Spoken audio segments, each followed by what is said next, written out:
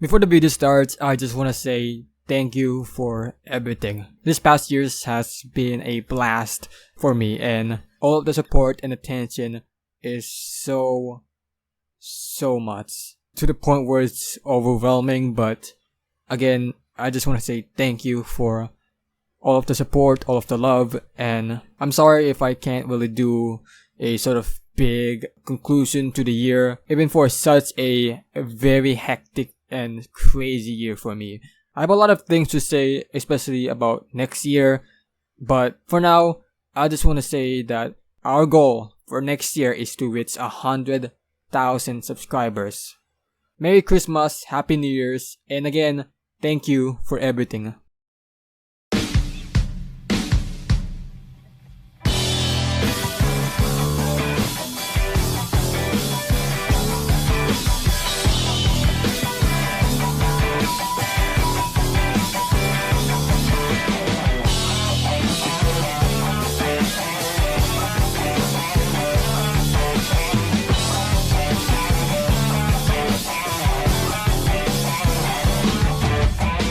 Polls predicted that he was nowhere near winning, so his wife, Karina Sanchez, you know, the host of Rated K, she decided to gain the support of the LGBT community via hosting a job fair in the Araneta Coliseum that Mar's family owns that featured jobs that don't deal with LGBT issues.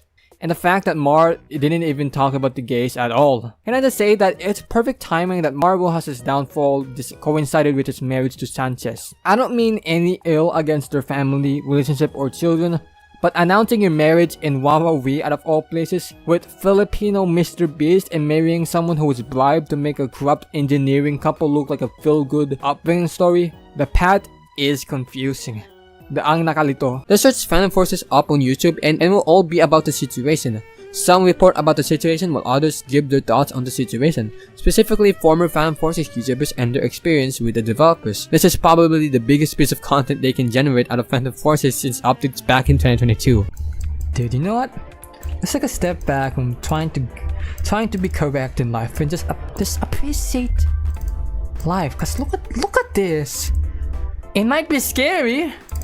You know, like, it might be scary walking here at night, but like, you know, like, it feels surreal. It's like,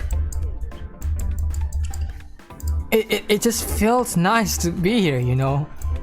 Like, my parents always romanticize the idea of, like, provincial life, but like, look at this, bro.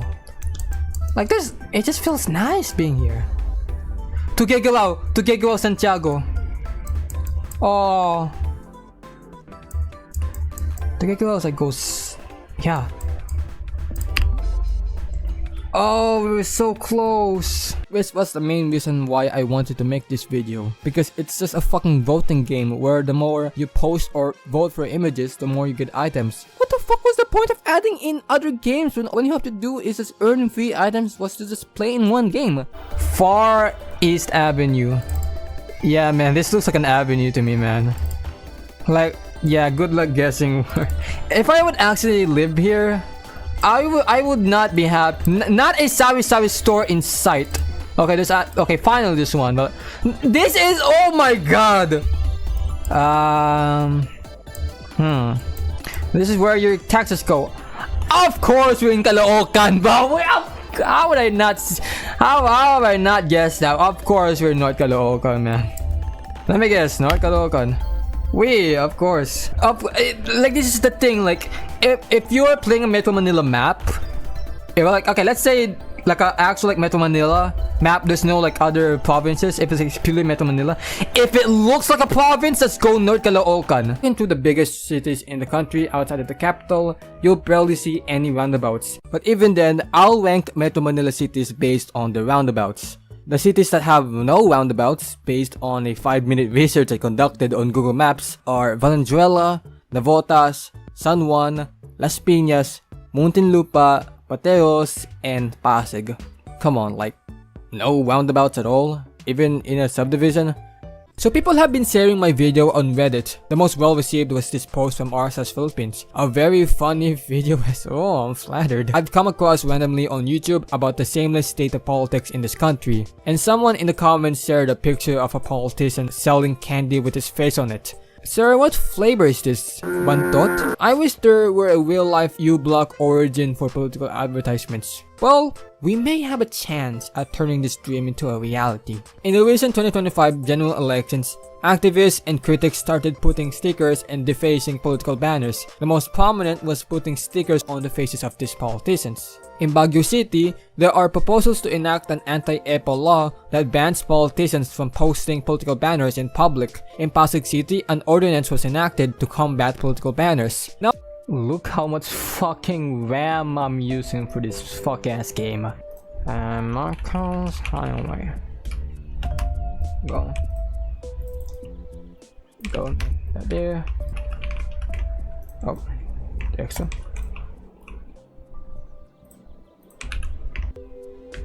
Like, tell me how does this not work? I basically recreated Marcos Highway. Look at it. How does this not work? Like, tell me. So yeah, just a quick segment on the short resurgence of the Doom SMP in 2025. The trend of sitting on the fucking series to be captivating for children, but how would he know? But what he should have known is cybersecurity. Man, if only I was relevant enough and I could actually put a cybersecurity promo cutaway in this part. This isn't just for children either, but for anyone that doesn't possess much internet literacy, especially when it comes to protecting their information and accounts. So that's a piece of advice, please just put any fucking authenticator process in your account, just please protect yourself. What you say, perchance you're not gonna cook? Look at this! I instantly knew. Ignore my last sentence. Since they're cheap, people working in Metro Manila taking advantage of the wage difference in comparison with their province, or just generally have a better career there, can still be able to live affordably in a nearby province. The provincial rate can be very helpful to decongest Metro Manila, as a decrease in minimum wage would incentivize businesses to open away from Metro Manila if the people living in the province have better infrastructure, healthcare, and education. But for most, this is simply not the case. Since the minimum wage of their province does not suffice their needs and there aren't many business opportunities there, they would most likely move to Metro Manila for a better life, only to realize that housing is very expensive and the only option is either to live in informal settlement or affordable housing in a nearby province. While the provincial rate isn't the issue, the system it's built on causes most of the issues. However, that's how many video essayists describe the game show host personality. Someone who has to be engaging but draw all of the characteristics aside for the main story. Except when it comes to philanthropy. Of course you gotta have to focus on yourself to make you look good. It's also rather interesting that he decides to focus on a single video's monetary performance for charity, so people would be more likely to click on it, yet it is recently one of his worst performing videos. I mean, to be honest, it's better for a business structure to cut around, 10 to 15% of total revenue to charity. And even though many expert officials estimate the MrBeast brand to have generated over $400 million, potentially giving away $40 million to fund charities, instead he publishes his charities and documents their work map through documentation from his own videos. Also, I like to preface that this map is wrong. Move this point a little south. It's not even criticism, I'm just asking for accuracy. What I may criticize MrBeast for is, using charity to boost his own brand. It's usually these kinds of people that has a sort of ulterior motive. Most of those cases being of, I am a charitable person, I'm a nice person, and then baits his own viewers to participate in a hopeless $50,000 giveaway where just subscribing can give you a chance to win money, which it might be just an engagement bait, and most of these giveaways are for his employee. Dude, this place looks dead as fuck. Like this is Villar City, bro. There's no one there. There's no one here. There's only cars and buildings. This place does not exist. Which I don't know about y'all, but if someone messages me a long paragraph about how they don't agree with me, it hurt them, and my son is this like cruel person, I'd honestly feel pretty threatened. If you think AI is deft or able, you're stupid. AI is making humanity more efficient. If it takes your job, then your job wasn't hard. But in most takes, it won't take your job, but make it easier for you. AI is revolutionary, and if you disagree, you're mad because your brain can't comprehend how beneficial it is to humanity. Fucking killing me. Having to get a PhD in how to edit things and figure out what 1,000 buttons do. Now, you can literally just type into a prompt what you want, and it'll give it to you. For $80 fucking a month, you can generate viral thumbnails and put your own face in any image you generate, or get the perfect thumbnail or recreate your favorite thumbnails.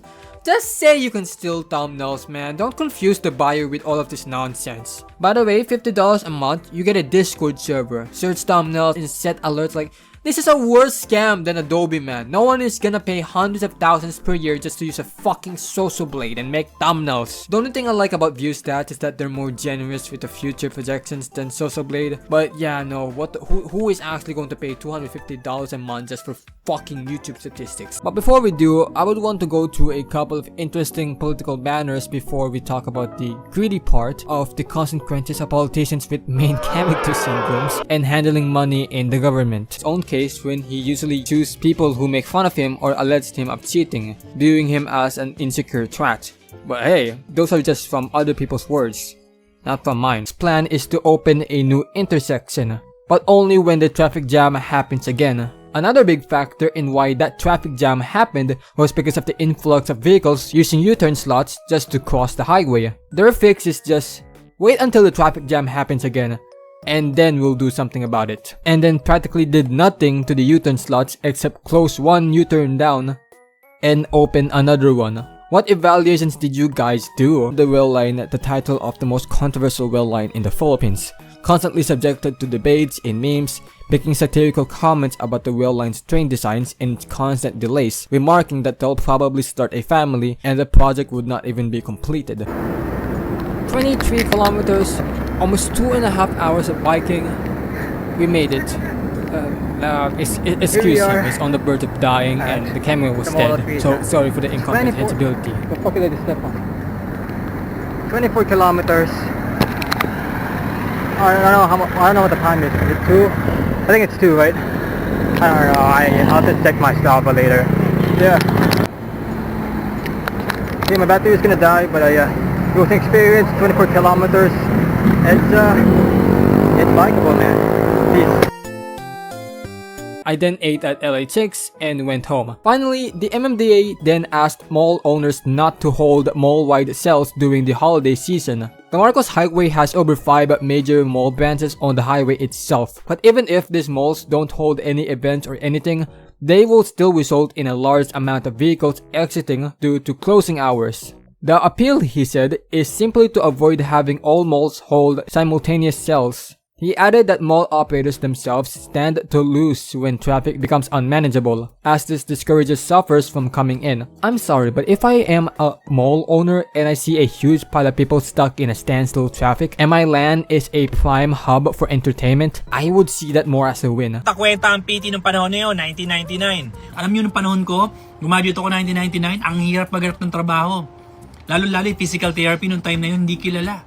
Walang gusto tumanggap sa akin. Ano ba yung PT na yan? Graduate ba talaga yan? May ano ba talagang kurso yan? Kahit nga nag-apply ako sa KFC noon as a manager, trainee manager, di ako matanggap eh. Nag-apply ako sa Chowking noon, trainee manager, di ako natanggap. Nag-apply ako sa Jollibee noon, management trainee, di ako natanggap eh.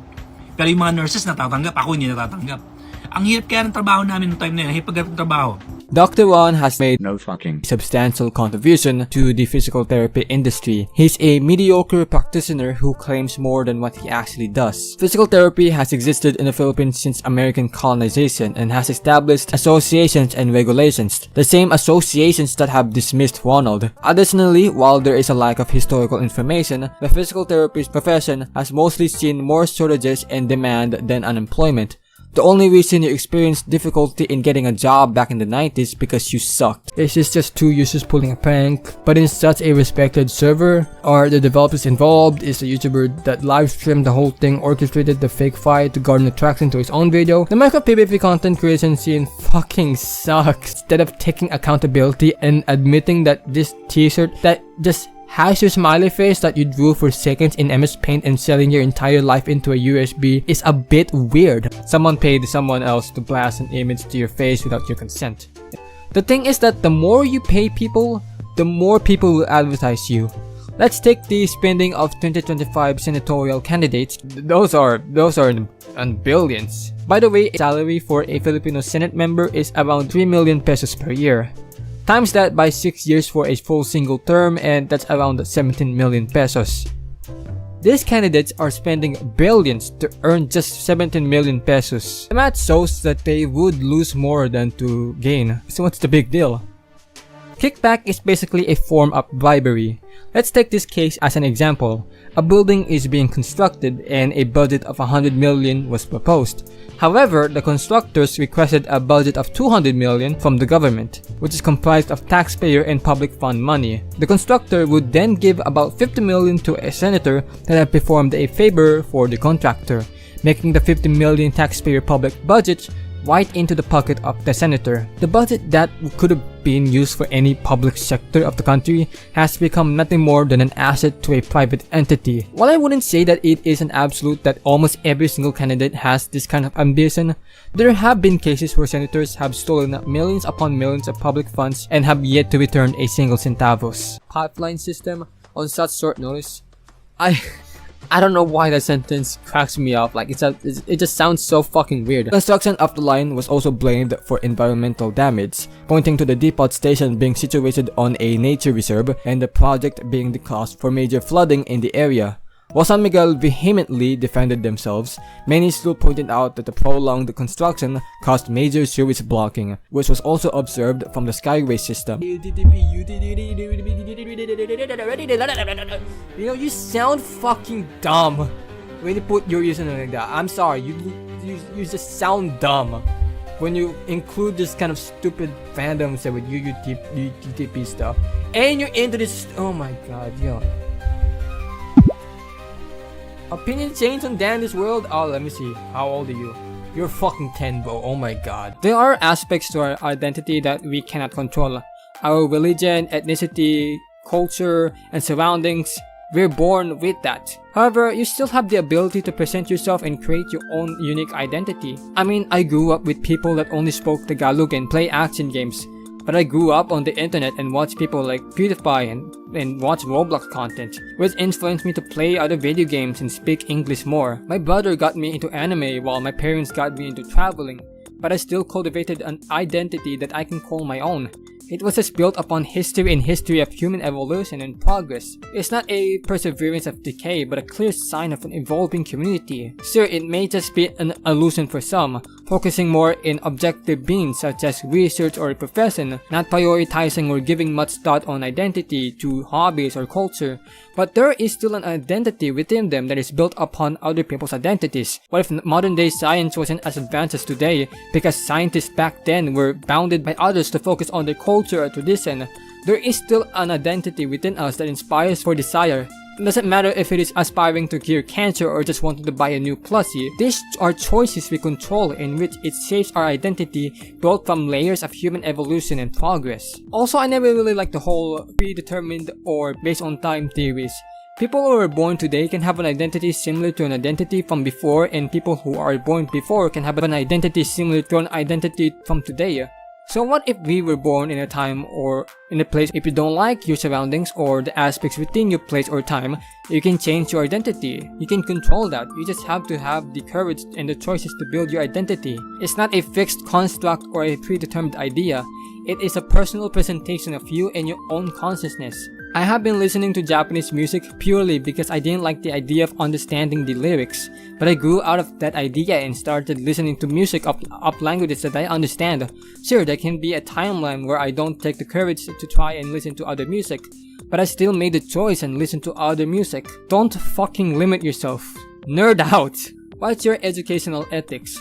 Since I'm in the edutainment sphere of content creation, I guess I should have some sort of educational ethic of some sort. I think the most important aspect for me is accuracy, especially when a lot of topics I cover feature lies or inaccuracies. Whatever actually happened should be factual. There are cases that you have to censor yourself due to platform guidelines, so the aspect of educating the audience might be less effective if it doesn't reach out to more people when it is restricted. So while I'm not in favor of using terms like unalive or game end, self-censorship via just blocking the offensive words is a fairly understandable thing to do. I like that guy.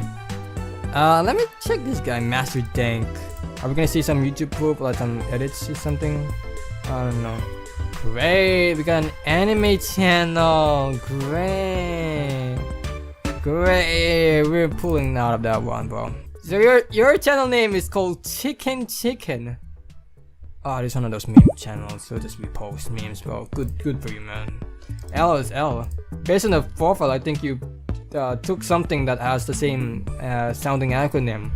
And this guy is... What?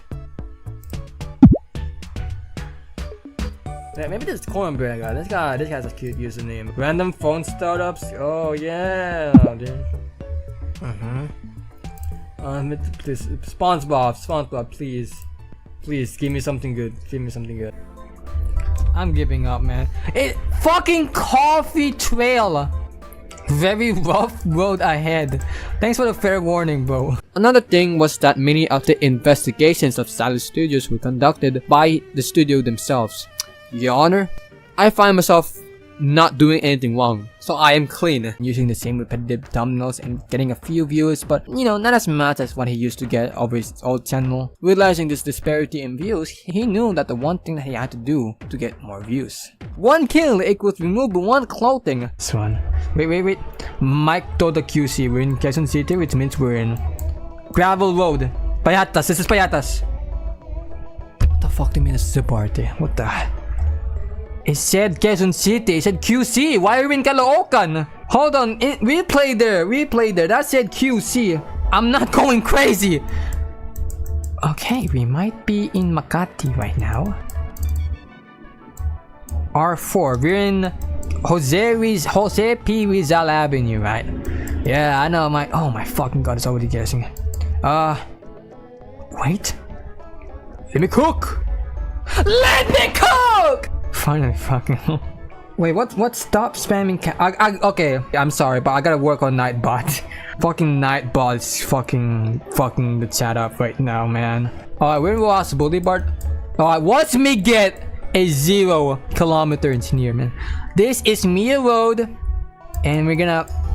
Come on, man. Wait, that's oh my god, it's just this time.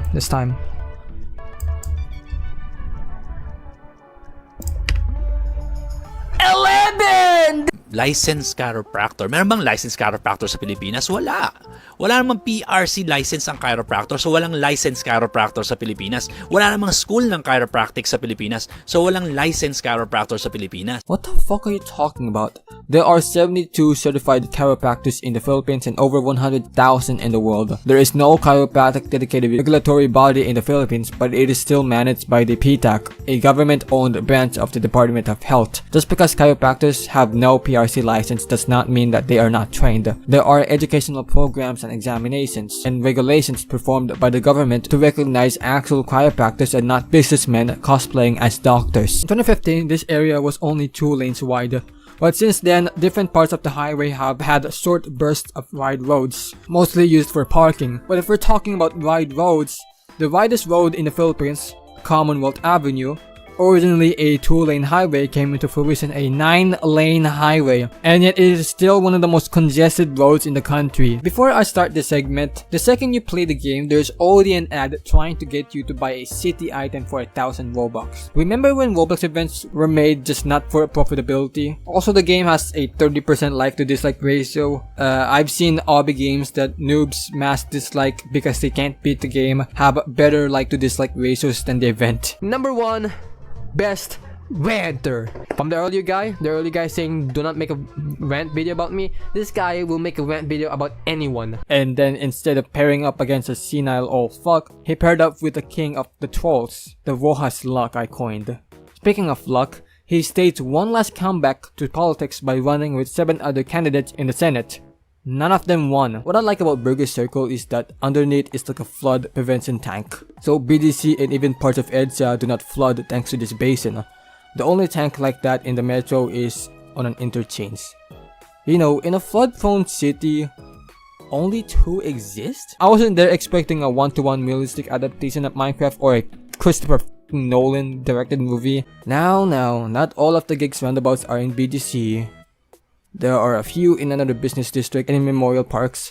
The event had already amassed popularity when the first game the event took place was Jailbreak, the most played Roblox game at the time. But at the beginning, the event already picked up criticism. The event was designed to be extremely challenging and they did not disappoint with that promise. The first quest was already experiencing difficulties, bugs, glitches, and the amount of people sabotaging you and purposefully making the quest even difficult. It was also the same deal in Phantom Forces, where the very first step of the quest had people scramble for a machine in the map, which was often a place for people to sabotage and grief you. After acquiring a key, you have to complete a zombie apocalypse surviving multiple waves, which could be a big hassle for non-FPS players. There have been many planned railway transportation projects proposed over the years. However, one system of railway transportation has been proposed so many times but has not come into fruition. The Philippines has over 9 monorail projects planned, and only 2 came close to construction, only to be left abandoned and scrapped. Not only we can do things that we thought we couldn't. I mean, I believe that I would never ride a bike because I didn't know how to balance it,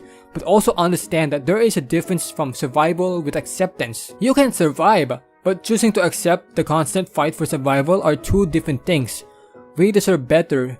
We deserve better walkways, better footbridges, better roads, better bike lanes, better transportation, better infrastructure, a better time existing. Debunk number 5. Having a profession in a specific medical field gives you the right to give medical advice outside of your expertise without any evidence or proof to back it up. No, you don't. We're gonna go for some off-camera mining session, you know what I'm saying? You know what I'm saying?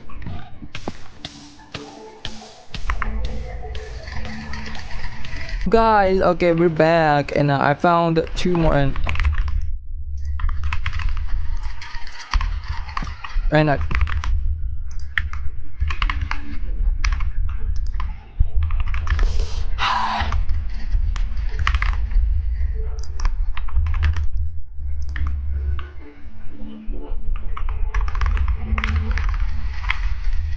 Alright guys, don't mind the screen on your left. Cream, Oreos and cookies. Oreos is the cookie. People in the Lexus are just erupt. There we go again with Discord drama, and he's using white mode. I meant light mode. I'm so sorry. There's nothing wrong with light, with the color white. In so many Discord. You're a man child, though. Wake up, man child. Be nice to me before I destroy my Xbox Series. What happens if they're not that fucking, like, they're not being nice to you anymore? Can I destroy your Xbox Series? It doesn't make fucking sense. Is it just, like, is there no fucking, like, moderation here? Board server. Anyway, Iskal responded to the situation by basically giving his parents an elongated definition of being ousted as a fucking terrible person because the head of the company, Ryan Pisante, often used company funds to launch lavish parties. Not the Pisante parties. The company then became unstable, failing to meet deliveries and payments, and ended up shutting down and dumping the YouTube merchandise into the open market. Not only this kind of vigilant moderation is suspicious, considering that there is a secret team behind the inclusion of users, but also the head honcho has a bias towards certain groups and is a bit of a wanker when met with criticism. Regardless, I am in favor of the creation of a community-made moderation system. I think game creators and server owners have the right to forbid users who have interacted with inappropriate content from joining their communities, especially when they are publicly flaunting obscene content. But on the other hand, having a secret team of users to work on an automated banning system which they can just include any user they want, regardless of whether they have interacted with people inappropriately or not, is a fairly risky move. And if they even made the list public so people can scan through the users if they are actually participating in inappropriate content. But the thing is that it will just turn into a hit list for people to harass users and will just promote witch hunting, in which it is not a good way of handling moderation. So even though this initiative has good intentions, these platforms are justified in taking this user-based moderation into question, even if they give vague city reasons. There are concerns of platform data and question of leadership that makes Row Cleaner not plausible to implement on these platforms, specifically Discord, which is the same regarding how fucking shitty Roblox and Discord moderation handles certain cases. And it's very obvious that their moderation has been spread thin considering the size of the platform. I think the only thing we can do for now is just hope that kids don't fall into the terrible side of these platforms.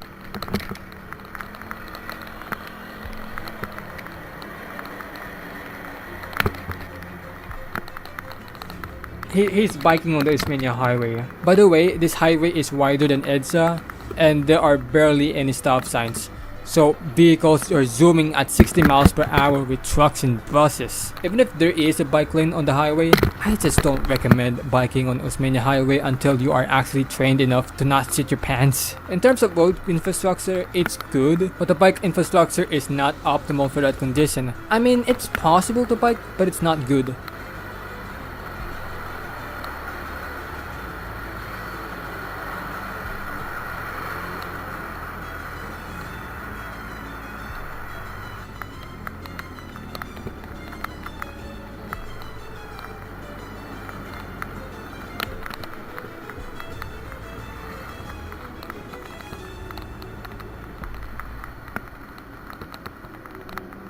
We then pass through Fernando Poe Jr. Avenue, or Roosevelt Avenue, or Munoz, or Congressional Avenue. This place has a lot of names, okay? Phase 4A goes to Ortigas like there isn't a line already planned there. 4B serves as a spur line for Phase 4A, and Phase 5 goes to C5 like, again, there isn't a line planned for that route already. Railway transportation isn't like the Skyway of San Miguel, where you can space out stations and build on all the existing lines. It's impractical and ineffective. This future's transport network is already very unrealistic, and with how San Miguel struggled to even build Phase 1 due to right-of-way issues, I don't think they will ever convince any of these areas to even let the company touch the ground. And I think this picture alone sets MRT7 as the most controversial rail line in the Philippines, because this is purely diabolical. It's a monopoly. They're not serving commuters or people, they're serving themselves. Because if they lose future potential government projects, they'll lose control over transportation systems.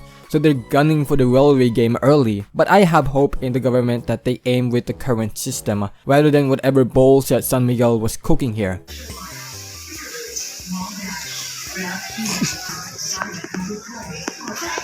$95 for one of these. I don't think it's worth it anymore. Hold on, I want to say, it's like the fucking Carl gummies here. I want to see. I don't think they have the gummies here, man. Oh, that's actually what I want to try. Yeah, Mr. Mr. Beast. This is dumb. This is so dumb. This is $95 for this stupid ass shit. I have to do it for the video. Gotta go with the big one. Spend 150 for something. I'm done. Hello everyone, it's Mix here, and I just don't want to do this video, but I have to because it's a part of a fucking. This is Mr. Beast Chocolate Festival. I can't get myself to do this, man. I don't record in public, okay? I don't record in public, and this is a new environment for me. I'm here at San Miguel Plaza. It's this is like the place where like it's the first evidence of me on the internet. Legitimately, like I was like 2 years old in this video, and this is like the first ever instance of my existence on the it's like throwing water in the sea, man. I'm adding Mr. Beast's 1 billion net worth. It's already lukewarm, bro. It's flexible. It's already melting. Mr. Beast, no branding, by the way.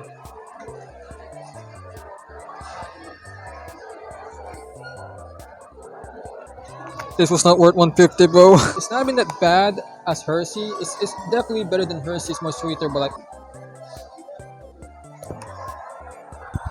I said about the 99 one, man, this is not worth it.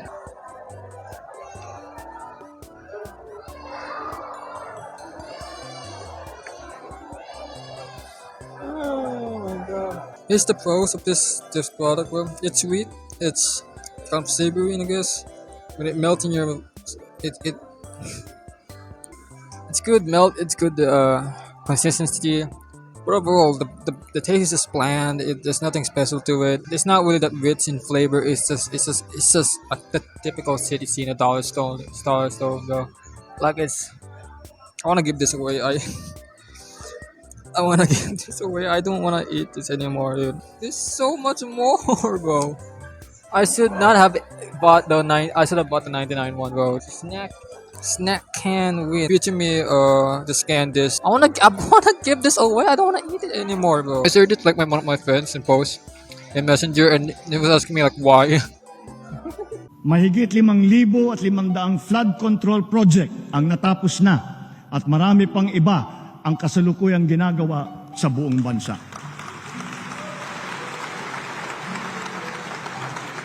What happened then? Many people mocked him, questioning, are the 5,000 flood control projects in the room with us right now? They did this because like the MRT runs here, and there's like the wires here, and it can't really it goes down, so like, it goes in ground. Usually when you do like elevated walkways, it usually goes below this MRT track here, but it can't really do that since like it can't go below, since below is literally yeah, that big of a gap there, so you can't really make a walkway below the MRT, so I have to make it above. So they're forced to like do this construction apocalypse here. We need another 96,000 views. Trust fund kids. Like they have a like their parents are like Billy Millies. They have a lot of money, and they're like, okay, Charlotte, here's your daily allowance of $1,000. Spend it wisely. And then they're like, okay, I'm gonna like give it away to like some random YouTuber. And like, I guess it's working. It's clout. This girl got 26,000 likes, 714 replies. But like, would you pay that amount of like attention for $500 fucking dollars? I wouldn't even spend like 500,000 views in return for $500. I would not do that at all. No.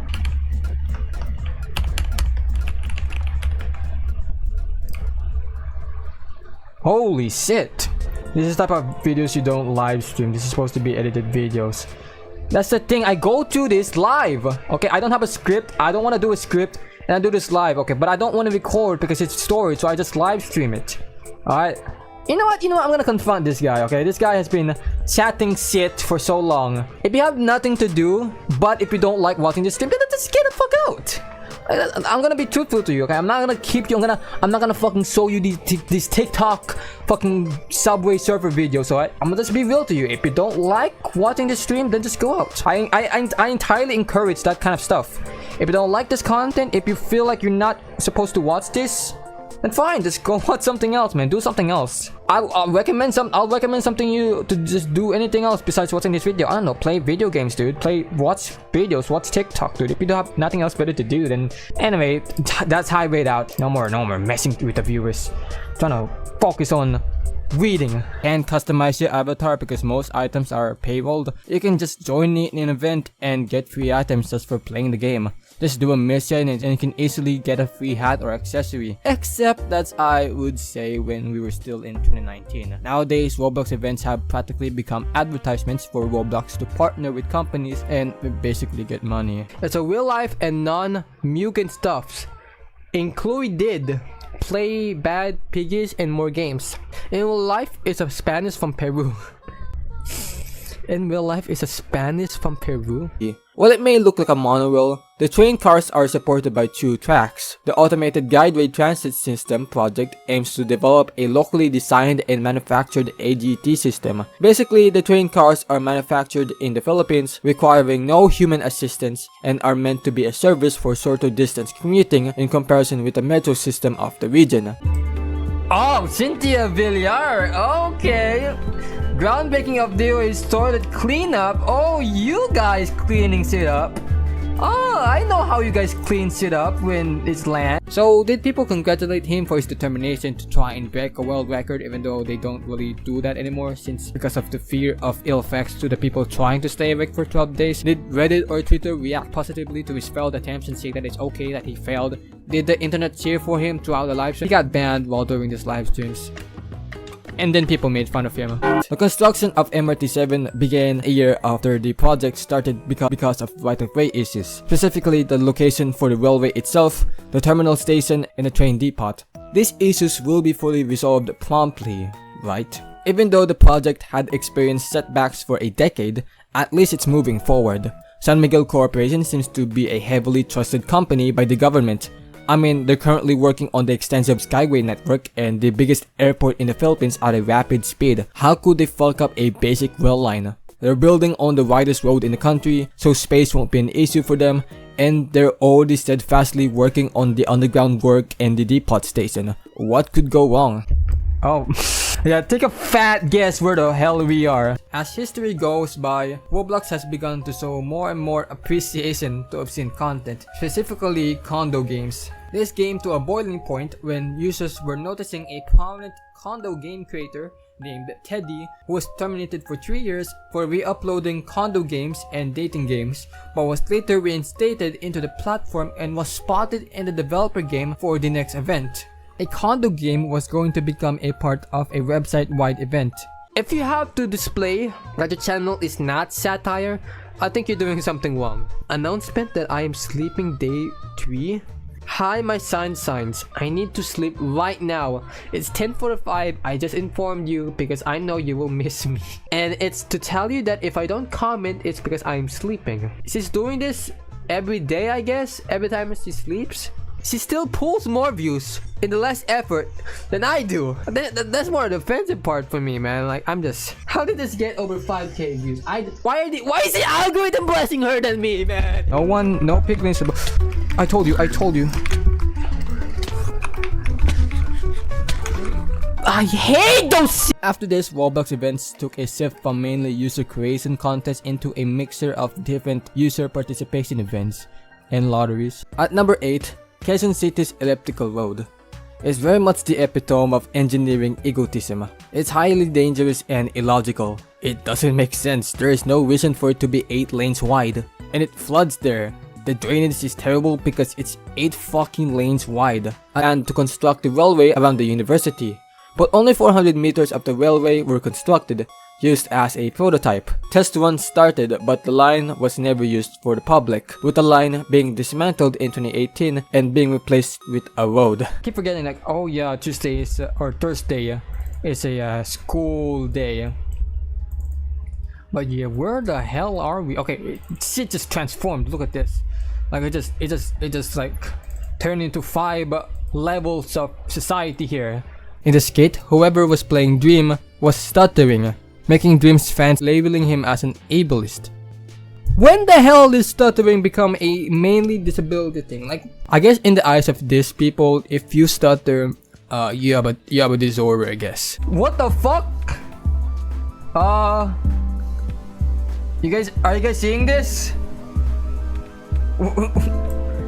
Are we in a wire? Look, we might be in a wire.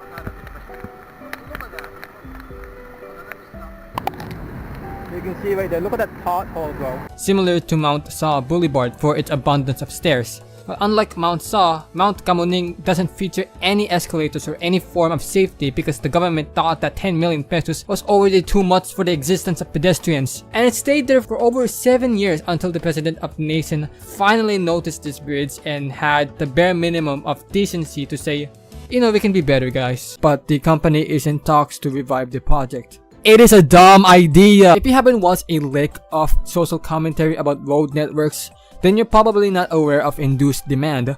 Look, this topic has already been covered to death by so many people, so here's a more short version. You don't want to go to a food park because they don't sell a specific food, but a new stall sells that specific food, making you and other people interested in going to that food park. The new food stall doesn't just serve the customers already there, it attracts more customers. That's how building new roads and lanes work. It doesn't just serve the motorists who are already in traffic, but also serves new motorists using the route because it is faster than other routes.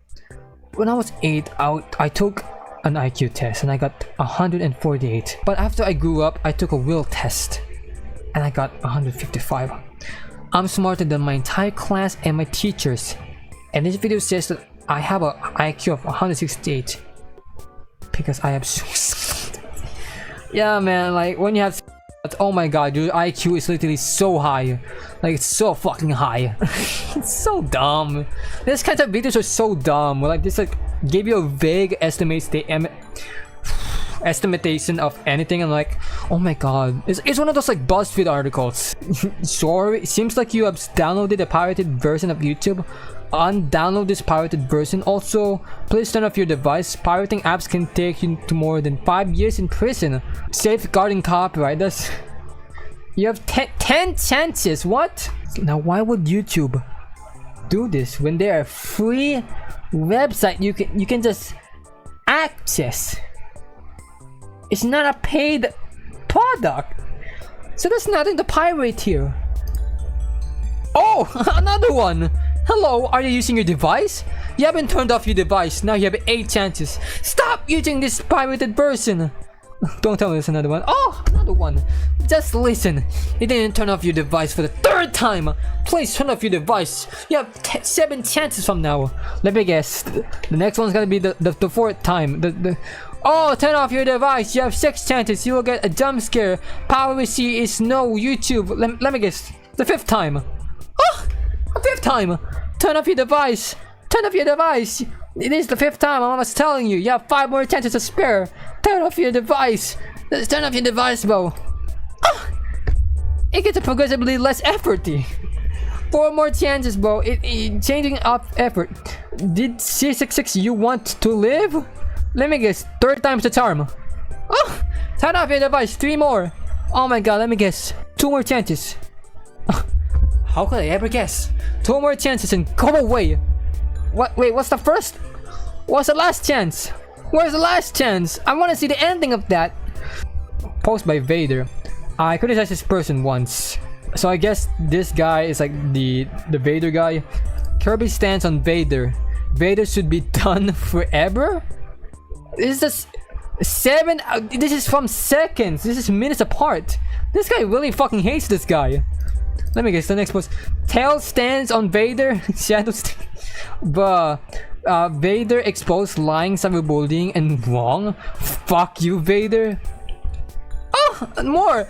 22 seconds ago, he's making this 5 minutes. This guy hates this guy. Oh my god. He just talked some trash in one video, and this guy just makes like multiple videos about this one guy. Dude, chill.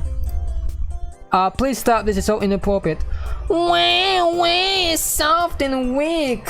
What did you do to this person to get Kirby standing on you? I simply told him to stop bullying other people. And then he bullies the guy now. Oh, I didn't actually watch the 2nd round because I didn't even know that it already happened until 2 days later. Of course, Dream lost this one, so they can stretch this thing out for one more fucking video. There has been a lot of proposals to get people from point A to point B. One of them is the Pasig River Expressway, a talled elevated expressway that is planned to build on top of one of the most important rivers of the area, which was already once considered biologically dead and heavily polluted. Yeah, let's just make it worse. You'll be weaving to cars exiting and entering the expressway within just meters apart.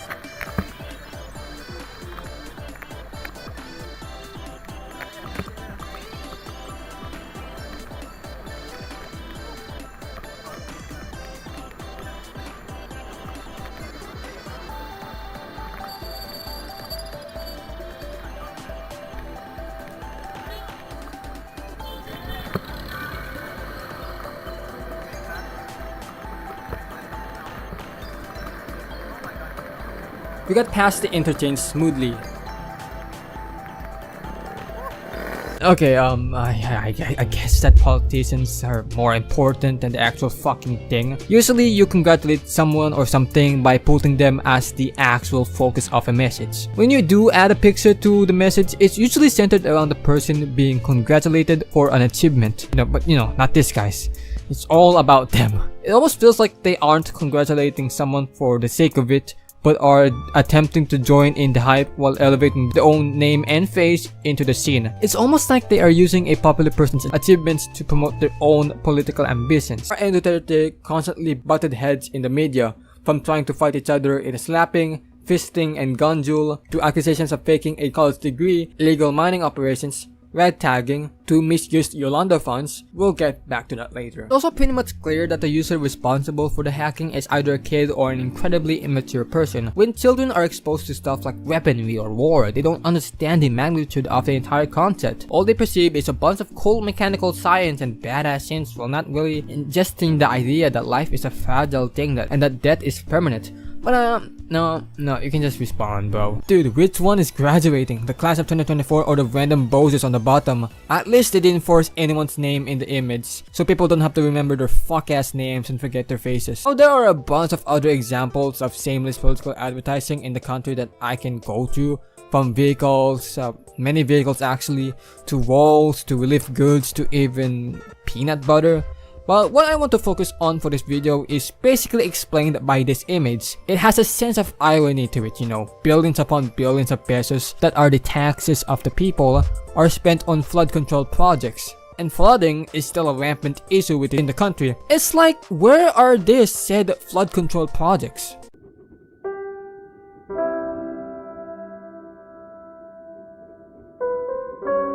The craziest does this, like, okay, like some of the people, like, yeah, I don't know about, you know, let's 1v1, let's fight or whatever, like what I'm doing.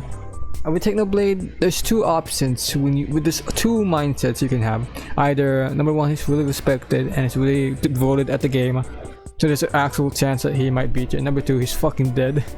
So I'm like, just chalk it up, I guess, and it's like, yo, respect. Do not tell me to request effects. Do not hack me. Do not terminate my account. Do not say mean stuff about me. Do not request effects out of my videos. That's literally the same fucking rule. To say the least, the project went into development hell. Went through 4 presidencies, 11 Department of Transportation secretaries, and 1 major railway project. For God knows kind of fuckery, he was accusing someone of the same name as the CEO through the sexual assault case, where the actual CEO of the company was just someone that has the same name as someone who just so happens to have a fucking sexual assault case. And somehow, he topped the whole doing shrooms while making the videos and cosplaying as iDubbbz's content cop with motherfucking mistaking someone's identity and accusing them of sexual assault. The more people are exposed to obscenity, the more they will become accustomed to it. Just reporting this content has already been considered futile due to the content being on the fine line between safe and unsafe content, or the decision for platforms to pick between profitability or customer safety. I think you can guess which option companies would choose. This has resulted in some users going vigilant, trying to deal with this issue. And while some have dealt with the issue better than others, in Roblox it has only become a growing problem. Even with a long history of users fighting back against obscenity on the platform, more and more users are participating in the production, presentation, and even performance of obscenity. That is when a Roblox YouTuber who has been a long-time critic of obscenity on the platform thought, why not just ban them from their favorite games? I'm really gonna struggle on this one, but whatever. It's fine, it's part of the team. I feel bad for the parents, man. 500 buckaroos! For what? For what? Click it good. I'm gonna click it, guys. We're going back. Oh, I don't have any. Fuck. Go. We're in the prison.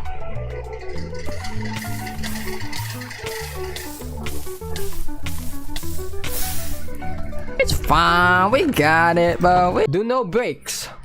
No breaks. no job breaks. No lunch breaks. Nothing. If I even get like a close location, I'll be like, it takes like even long to like try and. Oh!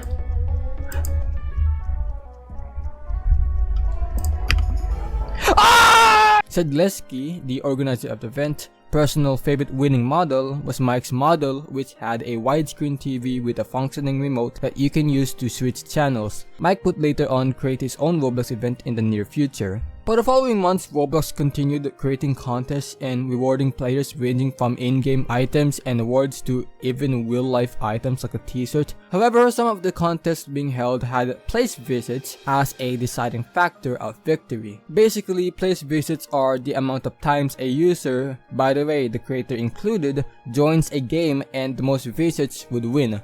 but this led to players to artificially inflate their own submissions by revisiting their own creations over and over again and not by community support. This was a huge problem in the Domino Rally building contest in June of 2007, so in preceding contest they decided to change the rules so that place visions wouldn't be the deciding factor. This is not a train station, but we have the average high school building, guys! The Marcos Highway is the main passageway for the capital city and the province of Rizal, so it's expected to face constant congestion due to its high volume of traffic. Given that many workers in Metro Manila live in Rizal, it's very likely they'll resort to 3 modes of transportation: railway, public utility vehicles, or private vehicles. However, the railway only goes as far as the little entrance to the metro, so you'll still have to use public utility vehicles if you live further away from the railway. But those vehicles don't give you a sense of independence, and you may also be carrying many things. No, most people will just use private vehicles because they like them more, which he would place as the most voted politician in the Senate candidacy. However, by this time, many have already noticed a flaw in Rojas' seemingly perfect image, criticisms of unfulfilled promises, his marketing, and most importantly, his reputation. I guess you need someone with more cunning to score in tough problems like those. But Mar's biggest failure is communicating. During the 2004 general elections, Mar decided to use his advocacy for Palenque economics as his campaign brand, dubbing himself Mr. Palenque. When it did succeed in his favor, many were skeptical whether he only performed so well because of his marketing, rather than what he actually did. Many of those critics viewed this move as him trying to appeal to the masses. Considering that he came from 2 elite dynasties, this success would later become his downfall. No fucking clue! I just go... Makina? Fuck! We're getting subdivisions, bro. Padre Nova.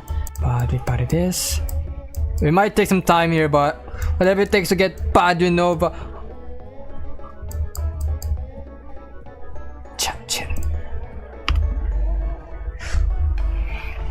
One frame! Roundabouts are rare in the area. Drivers are not used to yielding as much, so many are turned into half circles and paired up with essential roundabouts being 8 lanes wide. It doesn't train drivers to yield by choice but to yield by force.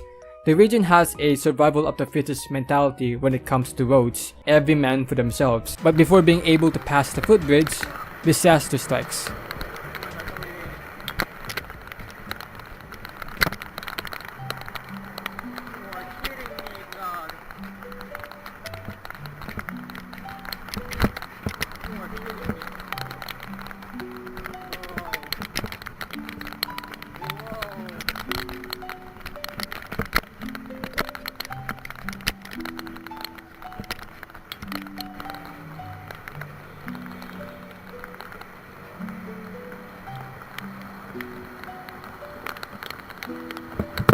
It started raining badly.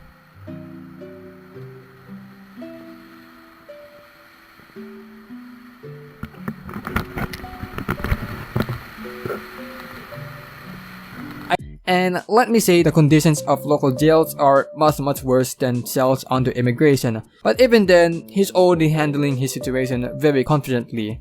He'll be fine. Dream also fired back at Tommy for calling his merch lazy by accusing Tommy of using child labor to make his merch. Mar also filed a Senate resolution calling on President Arroyo to pardon former President Estrada, served solely as an embodiment of the people's will for closure on one of the most divisive chapters of our national life. Ironically, this decision also backfired for him. As of 2025, the Department of Public Works and Highways pledged to ease traffic, building more bridges, improving road conditions, adjusting road layouts, building highways and expressways above rivers and lakes and bays. Feels very south in Pasay. Yeah, this is yeah, if you don't know, this is for some reason Pasay is like very obsessed with the color pink. Like you see pink footbridges, pink bricks. Even computer shops are not safe from political adverse. Someone shared with me the image of a TNT branch in Taglibaran, Bohol, and they also have the same ad. FYI, the founder and current owner of this computer shop company, Eric Ridolfin, is a member of Iglesia ni Cristo. This guy over here, Marcoleta, is also a member of said church and has been backed by this church. It's pretty telling what is going on here. So not only do we have businessmen and dynasties in politics, but we also have churches or cults in the matter, all serving themselves rather than the people. Unlimited bacon, but no games. Or unlimited games, but no games. Unlimited games, but no games. I am sacrificing my own desires to instill the status quo of the global economy. Having unlimited bacon will cure world hunger, but it will make people fat and destroy the food industry. And then a secret organization will kidnap me and extract my bacon and monopolize bacon by eliminating the bacon industry by selling bacon at an extremely low price, killing out the competition. While it is the safest move, the responses feel too clean and defensive to the point where a lot of important points are completely dodged. Just outright denying that they don't protect bad people and instead give reasons for negligence or incompetence. It's like saying, yeah, we could have punished these people, but we were too busy with college or doing coding stuff, so not our fault. If that sentence omits community care to you, you're basically lying. It's safe to say that we are not hearing anything about this project anytime soon, considering that the two cities involved in the project don't really like each other right now. I don't think I need an overdramatic introduction to make you understand the issue at hand. As you are likely already familiar with it, Roblox does not like users protecting their player base. Even when users punish these dangerous users in a cooperation with the authorities, Roblox only seems to care about its own brand, and users who keep exposing the numerous amount of predators and pedophiles on the platform, ruining Roblox brand and reputation. And instead of going after users who have harmed and even kidnapped the player base, they would rather silence those who make an effort to expose this very issue, trying to keep things under wraps. Road in Metro Manila for cyclists. How tough is it to cycle? Well, to answer these questions, I set myself the journey to bike the entirety of EDSA, from Monumento Caloocan to the Mall of Asia, Pasay, a total of 23 kilometers. And trust me, this was a very bumpy journey, a lot of ups and downs. So watch me suffer as I dance with cars, motorcycles, and jeepneys as I try to answer the question, is EDSA bikeable? And items, like one badge is a course alone. Doing at least 5 just to get one item is just bullshit. And then look at this, a battle pass. A fucking battle pass for what? Just like golden versions of these rewards. The hunt was criticized for its repetitive and lazy nature and short time period to do over 100 fucking games. Plus, what was the hunt even about? The next event was the Classic, which was pretty much better than the hunt considering that there are only 15 games to go through. So you don't have to live and join different games just to get one fucking badge. It existed since June 21, 2017. Last edited the scripts on April 13, 2025 at 5:35 AM. My Minecraft job world map. Oh, look at that. You know, he stole a village from Minecraft and he transformed it into some kind of Many of these reasons are based on how better Roblox events used to be, because if we had a modern system at the time around 2017 to 2018, then we would probably not be complaining. I wouldn't say that the current event rewarding system isn't bad. It's terrible. They practically nerfed and reduced the amount of items you get per event from 1 item per badge to 5 badges just for 1 item. Considering how often 1 badge is either just a cakewalk or having to pull up a YouTube tutorial for it, having to do that 5 times just for 1 terrible item that you are forced to get to even obtain the item you actually want is not much rewarding. And with the event offering practically a battle pass just to get the same item but gold versions is just a sour taste. The whole gimmick of events was that it was a way for free-to-play players to get free items, but now they're getting their faces shoved with advertisements luring them to buy Robux, which is honestly just a really crappy thing and just sucks the soul out of community-filled projects, turning them into corporate pizza parties. Let me tell you that some of these channels are something else. Who is Trevor Hines, bro? Why you keep making videos for him, man? Chill. Trevor Hines? For Trevor Hines? For Trevor Hines? What did Trevor Hines do to you? My take on the Fireman Sam Series 5 Rescue Team. Updated. Who, by the way, has experienced neurodevelopmental struggles growing up with ADHD. Thought about it, typed it, made a meme about it, and called Tommy's fans the R-slur.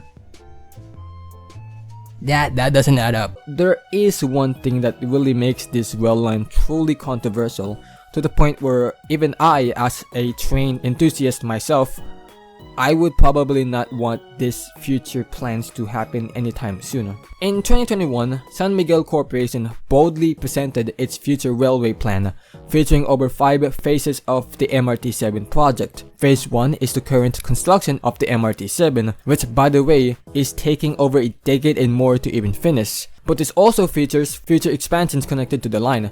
Phase 2A extends MRT-7 south, parallel to the original 1993 plan, until branching out into the Manila port, adjacent to the LRT-2 line and future west extension. Phase 2B then extends this extension all the way to the new Manila International Airport, which the corporation is currently constructing. Phase 3 connects Phase 1 and Phase 2B through the entirety of the Bulacan province, which I'm sure private developers and homeowners would be very happy about. That's why I said that Parlo's just Pyro, but just worse. They both attach themselves to the wrong circle. It's that Pyro has detached himself from that circle and has grown into a person who doesn't indulge in fantasy with anyone. You can condemn his past actions and probably his current actions today with his content. You can choose not to respect him anymore, that's fine. But labeling the guy as a pedophile or a predator is just not true. Parlo, on the other hand, is an immature adult whose actions have constantly caused him mental and social damage. I don't mind him trying to call out shady actions from a circle. It's just that when you do that while also committing yourself to questionable authority of the speech and activities, you're just asking yourself for people to look onto you and negatively paint and label you the same way you paint others. The thing is that Parlo is someone who has been constantly targeted by malicious people over the years, and I can give a bit of sympathy, by the way. Just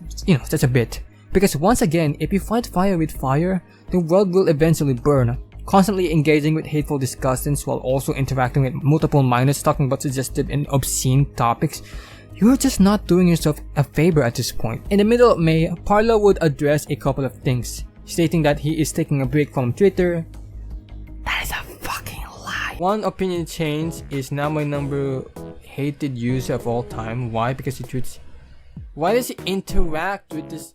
Why does he interact with like the BFDI bullshit, man? I do not. They fucking label the layers as levels in a fucking shopping mall. Just one more level, bro. This is just asking for a fucking tragedy here. Even the look itself is already a tragedy. I'm not gonna blame the experts trying to propose a way to decongest this small sliver of land. Every single inch has already been used, and the only ways to even make anything are either on water, air, or on the ground. I will, however, call the ideas fucking stupid. Parlo learn English? Parlo personalized English lessons for effortless conversations? No, I don't think. Oh wait, no. Here it is. Parlo the YouTube accent. Nah. You know what? How about Parlo the American thoroughbred champion racehorse? Do you feel like you're wasting your time watching this video? Fine, let's just go into the fucking drama now. Dude, like, the entire evolution or the entire generation of power lines is here. From maybe the 1980s to today.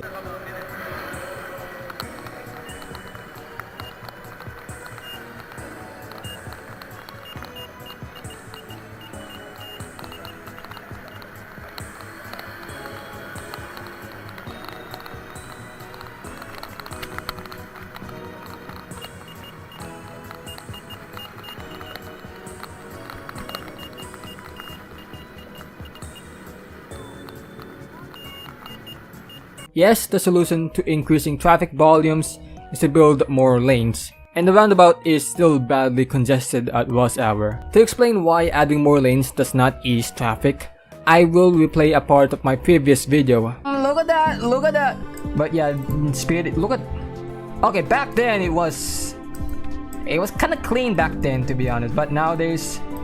Why did we transport into another time, what the fuck? Or inward here. I'll go here. Holy shit, look! Personality, he's sweet, but he's a Sigma. He's calm, he's cold, he's calculative, he's strategic. He doesn't want you to know who his next move. My birthday, 2nd of February 23rd. How that? 12 years have passed since you were born, so you're not 15, bro. I don't wanna comment on here. It's just okay. It's a pro tip. Think of a province. Think Luzon, Visayas, or Mindanao right now. My brain is thinking, it's not Pangasinan, bro. My mind is thinking Visayas, so it should be the opposite. We are in Mindanao. It always, we're in Digong. Look, I know there are a bunch of videos already proving that Mikxqs does fake his content, but can I please get a go? In his most recent video, you can see that he picks up blocks way too fast, meaning that the game was slowed down, but he speeds up the video. And also hilariously, every single detail of the video being so obviously staged and planned, and the obvious use of AI, as I don't think Mikxqs even has any friends to agree to play Minecraft at such a low speed, so he had actual like 3 random people to voice over bullshit. Yeah, turns out those 3 friends of his are actually real people. I mean, consider that ad revenue, right? Just mocked by probably his biggest hater, Larry Gadon.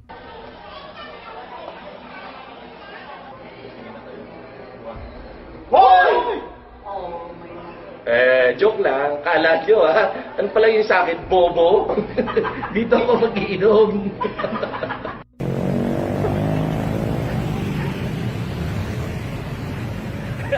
Hoy! Huwag nyo gagawin yan magpaka-plastic kayo, traffic kayo. Nagta-traffic ko. Diba? Huwag kayong magpapaka-plastic na kunwari pa-traffic kayo, mga ulol.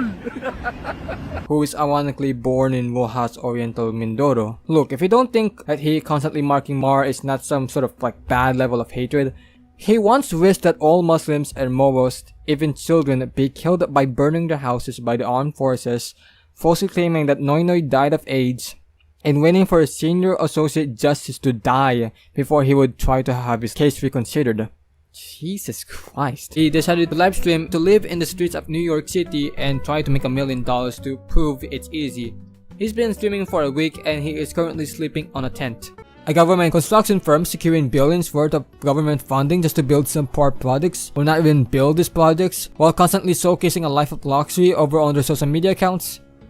Yeah, they probably took my VAT tax. Going from 1 lane to 2 lanes is a pretty noticeable change. More room for parking, space for non-vehicles, etc. But a road this wide? This behemoth goes from 2 lanes to 6 lanes. And there's a pedestrian crossing here. You're gonna play Patintero with multiple cars going 30 miles per hour. 10,000 subscribers. Before I say anything else, I cannot believe we hit 10,000 subscribers. Oh my god. Companies and brands were the first to start a trend in congratulating Yilo, rewarding him with their products, and while this may seem generous on the brand's part, giving away free products, it is meant for more of an advertisement approach, bandwagoning on recent trends to boost or give awareness to their products. Should I delete my viral 14 million views YouTube short? The furry one? Okay, so that's how he got most of his views, but like, what do you mean the furry one? That's the reason I subbed. You know, there's no context in this, like, you subscribe to the furry one. Nah, that is the best video. I'm drinking vodka right now. I have 5 bottles. This is the 6th bottle I drank today. That's a weird flex, you know, like, oh, I'm an alcoholic.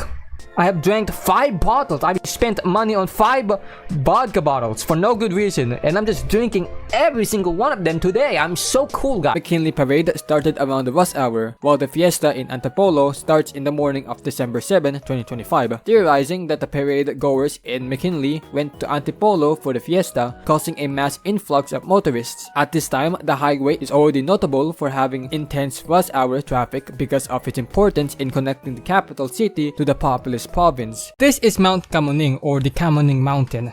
I don't think it looks like a mountain. This 30-foot tall steel pedestrian footbridge features over 70 steps. Constructed in 2018, it was designed for pedestrians, from government officials to access commercial businesses on the other side of one of the most busiest highways in the country. The height was justified by government regulations for building footbridges over railways. Originally, it was just straight stairs, no landing areas for hikers, for pedestrians to rest on. Even after they rebuilt the bridge with the landing areas in 2019, many people were still clowning the footbridge, even some people dressing up as hikers and mocking the footbridge, calling it Mount Kamuning. This has to be satire, right?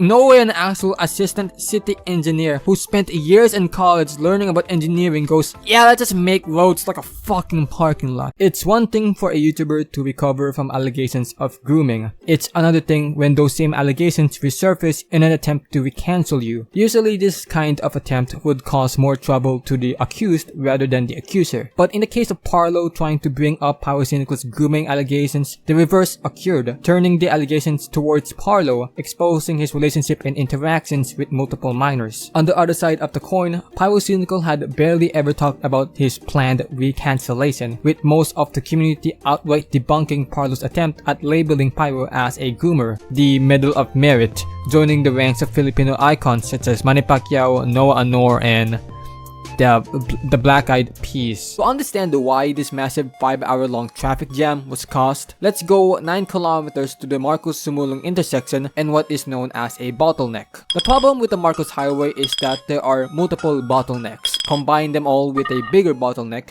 and it will result in this. Damn, he victim blaming. It's like, yeah, Alexis, it's like pointing out the fucking kid who's fighting back. Like, no.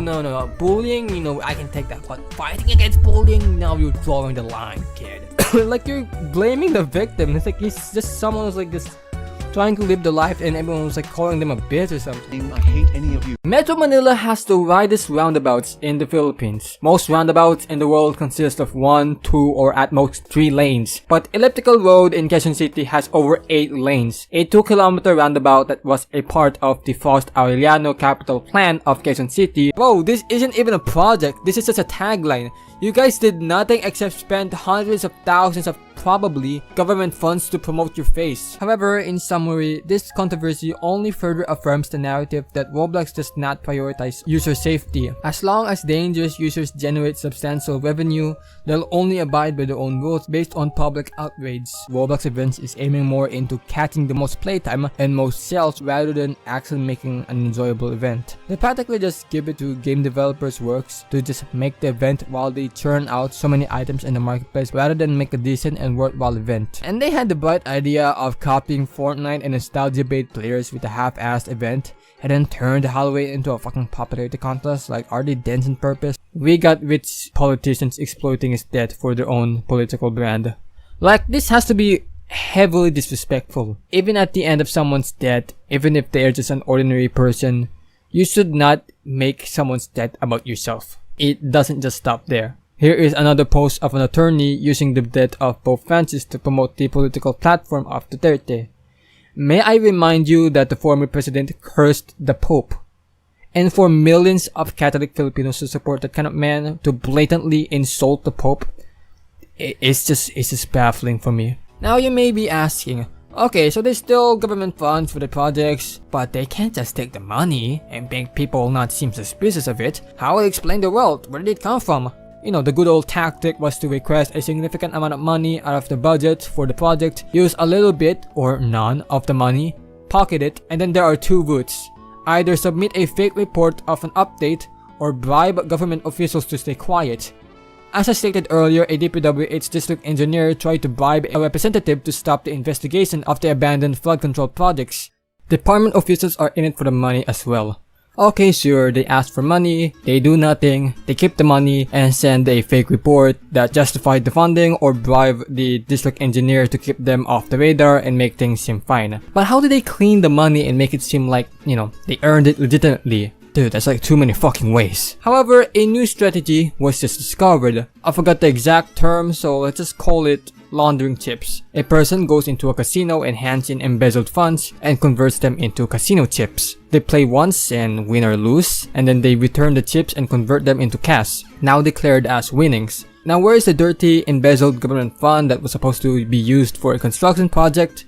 Now the same as gambling money. Government engineers have already laundered over billions of pesos, And guess what these officials and construction firms can do? They can use their now clean cash as donations to politicians and their campaigns, and make more political banners while allying with that politician who will do anything they can do to keep this corruption a secret. Because not only does it continue to fuel their political ambitions, it makes them a fuck ton of cash at the expense of the people. They don't care if the people are sinking, if there's floods, hell, if they even fucking die or shit. If like millions of people die, they would probably not care. They already have their houses somewhere in Europe or America. They have their fucking money stashed away in a Swiss bank. They don't care about us. The fact that they were even planning to host 1,000 games for the event is already a terrible idea. Such a disappointing turn of events when the early event, The Hunt 2.0, was a pretty decent event that only featured 25 games, making quality control easier and actually completing the event manageable, in which the hats just isn't like that. God. Post by Deep Sea Hydro. This is not even rules. This is just hate. Amorasi diarrhea. What? Huh? What? No to the bad word. Good racism. If you're black or straight, get out of here, you stupid uglies. Emoji, cat, fart, pee, and poo. I don't even know where to start here because Brazil sucks. Why Brazil out of all places, man? At number 9, the city of Malabon City Hall roundabout. I've never been here before, so I can't really say much except it's cool. And at least it's not 7 lanes. We're talking about Jimmy Donaldson, but you probably know him as Mr. Beast. American YouTuber Mr. Beast has landed into some serious trouble over his visit to the country's temples. Mr. Beast videos are real, and he's a great guy that gives away big rewards. Like, there's a reason no one makes videos like me. Like, not even close, because no one wants to live the life I live. Opportunities. Keep making videos about me losers. I love how the fact that like it doesn't even show the metric. It's just like, it could literally just be him like having like 100 views and then it just spikes up to like, I don't know, 500 views. Like it's... I just saw the entire thing, you pussy. Oh, crud. Jeez! Wait a minute, what the fuck is this? What is going on here? What the fuck? What is going on in Caloocan? It's on the ground! We're obviously in North Caloocan. That was some Caloocan people. Holy fuck. No, I'm going there. We're going there, chat. Where is this? Gee, dude, what the fuck is this?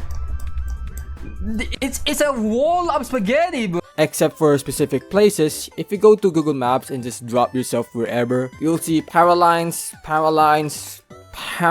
wherever you go. In the Philippines, utility companies have this sense of imperfection but efficiency to serve the people.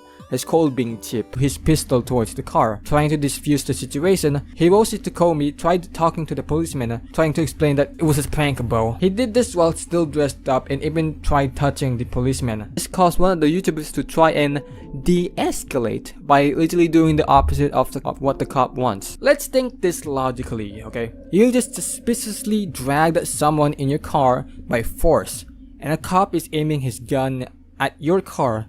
You go out, defuse the situation, while he aims his pistol at you, but draws it lower but still stands and prepared. And the thing you do is go near and touch him.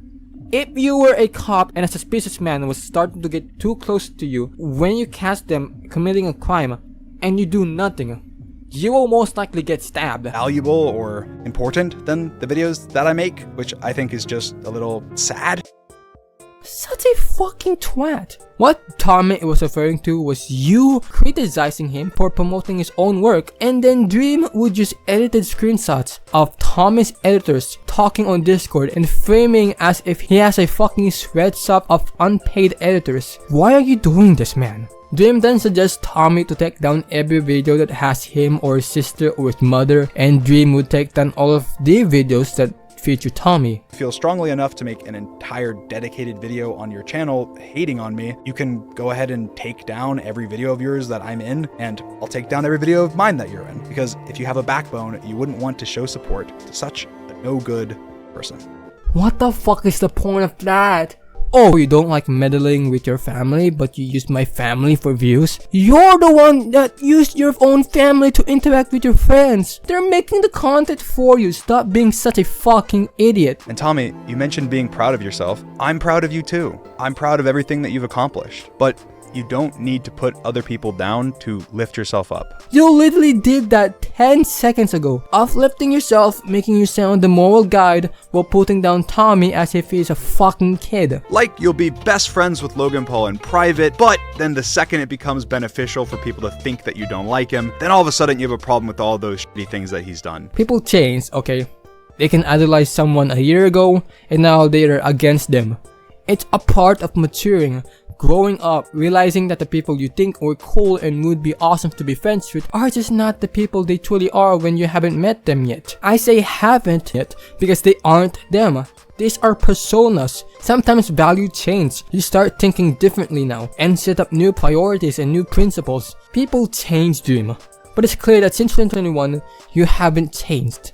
You're still the defensive, insecure twat that you were. So many of your associates talk negatively about you and your friends, citing moments of treating people badly or just not being a good friend at all. There are moments where we get the better of ourselves and we make the mistakes. And until this day, I have not experienced you sincerely apologize for doing terrible things. I seriously resonate with Dream in a way. In 2021, I had a friend group over on Discord and that was basically my life at that point. I was doing Roblox YouTube and most of my supporters were that friend group. However, we were teens at the time. I was 13. I was deprived of attention. I wanted people to fawn over me, to idolize me, to congratulate me.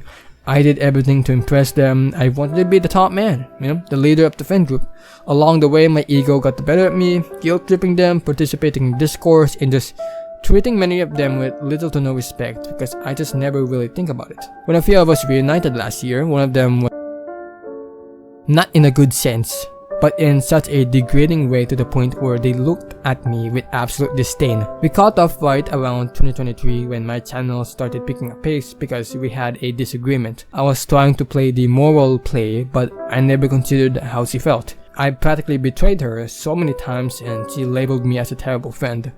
I didn't like being called that. I still remember the fun times we had, but if whatever I did to her only made her remember the bad parts of our friend group, it just makes the label more appropriate. And while I'm saying this feels like I'm throwing out dirty laundry and making me look like the victim, I was an utter piece of shit to my friends and I do not deserve anything. I just want to address it because it had been haunting me for some time now, but more importantly, I understand Dream. I have gone through that feeling of needing to defend myself, but I'll say this again. If you remember the good parts while most of your friends remember a lot of bad memories from you, then you were most likely a piece of shit to them. And yet you refuse to take accountability and apologize. You double down and showcase the reason why they do not like you. You are incapable of ever amending things because you still have a fucking ego, digging up old dirt, retwisting events, and outright telling people that they misremember events. For what, may I ask? For what? Imagine being the third direct lineage of the very first president of an independent country, having graduated from an Ivy League university and serving the country for over 16 years, just to have your reputation ruined by memes.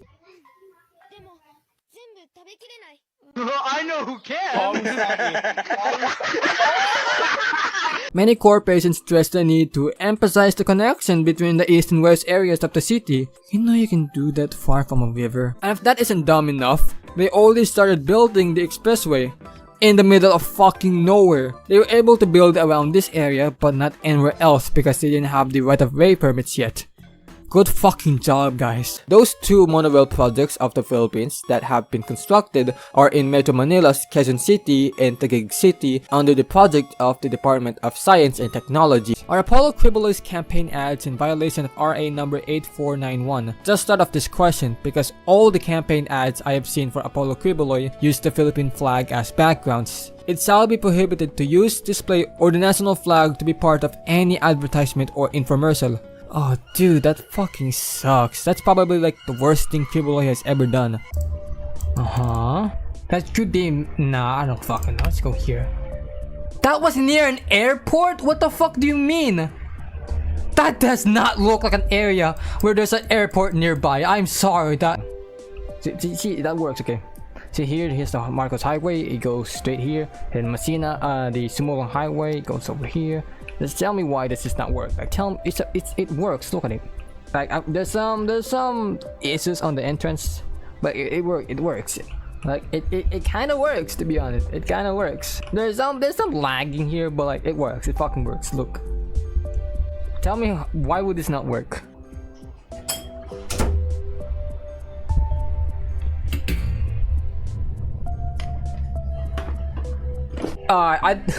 The fact that like you don't even know what game or like, account this is even referring to. Like, this could be in his Gmail, we could be his Roblox account. We couldn't even know.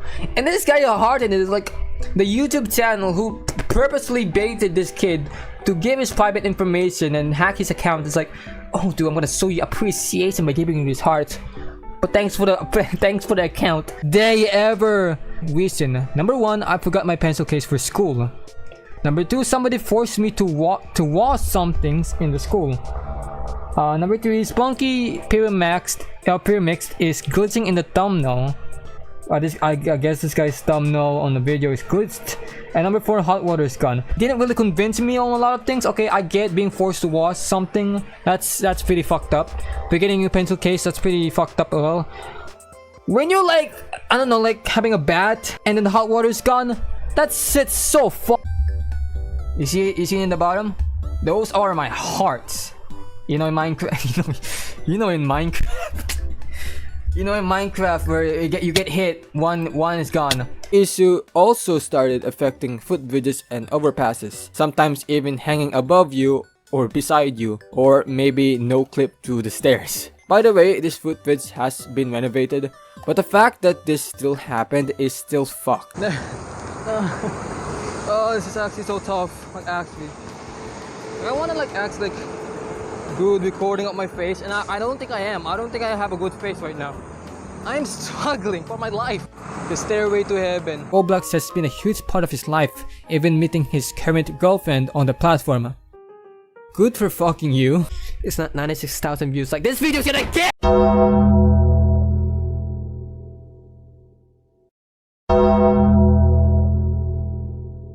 Cutting traffic from SLEX to Batasan in just 30 minutes. Now, besides the reasons that it is very dumb, besides adding more lanes and environmental and pollution problems, most of the route goes through dense urban areas and a fucking seismic fault line.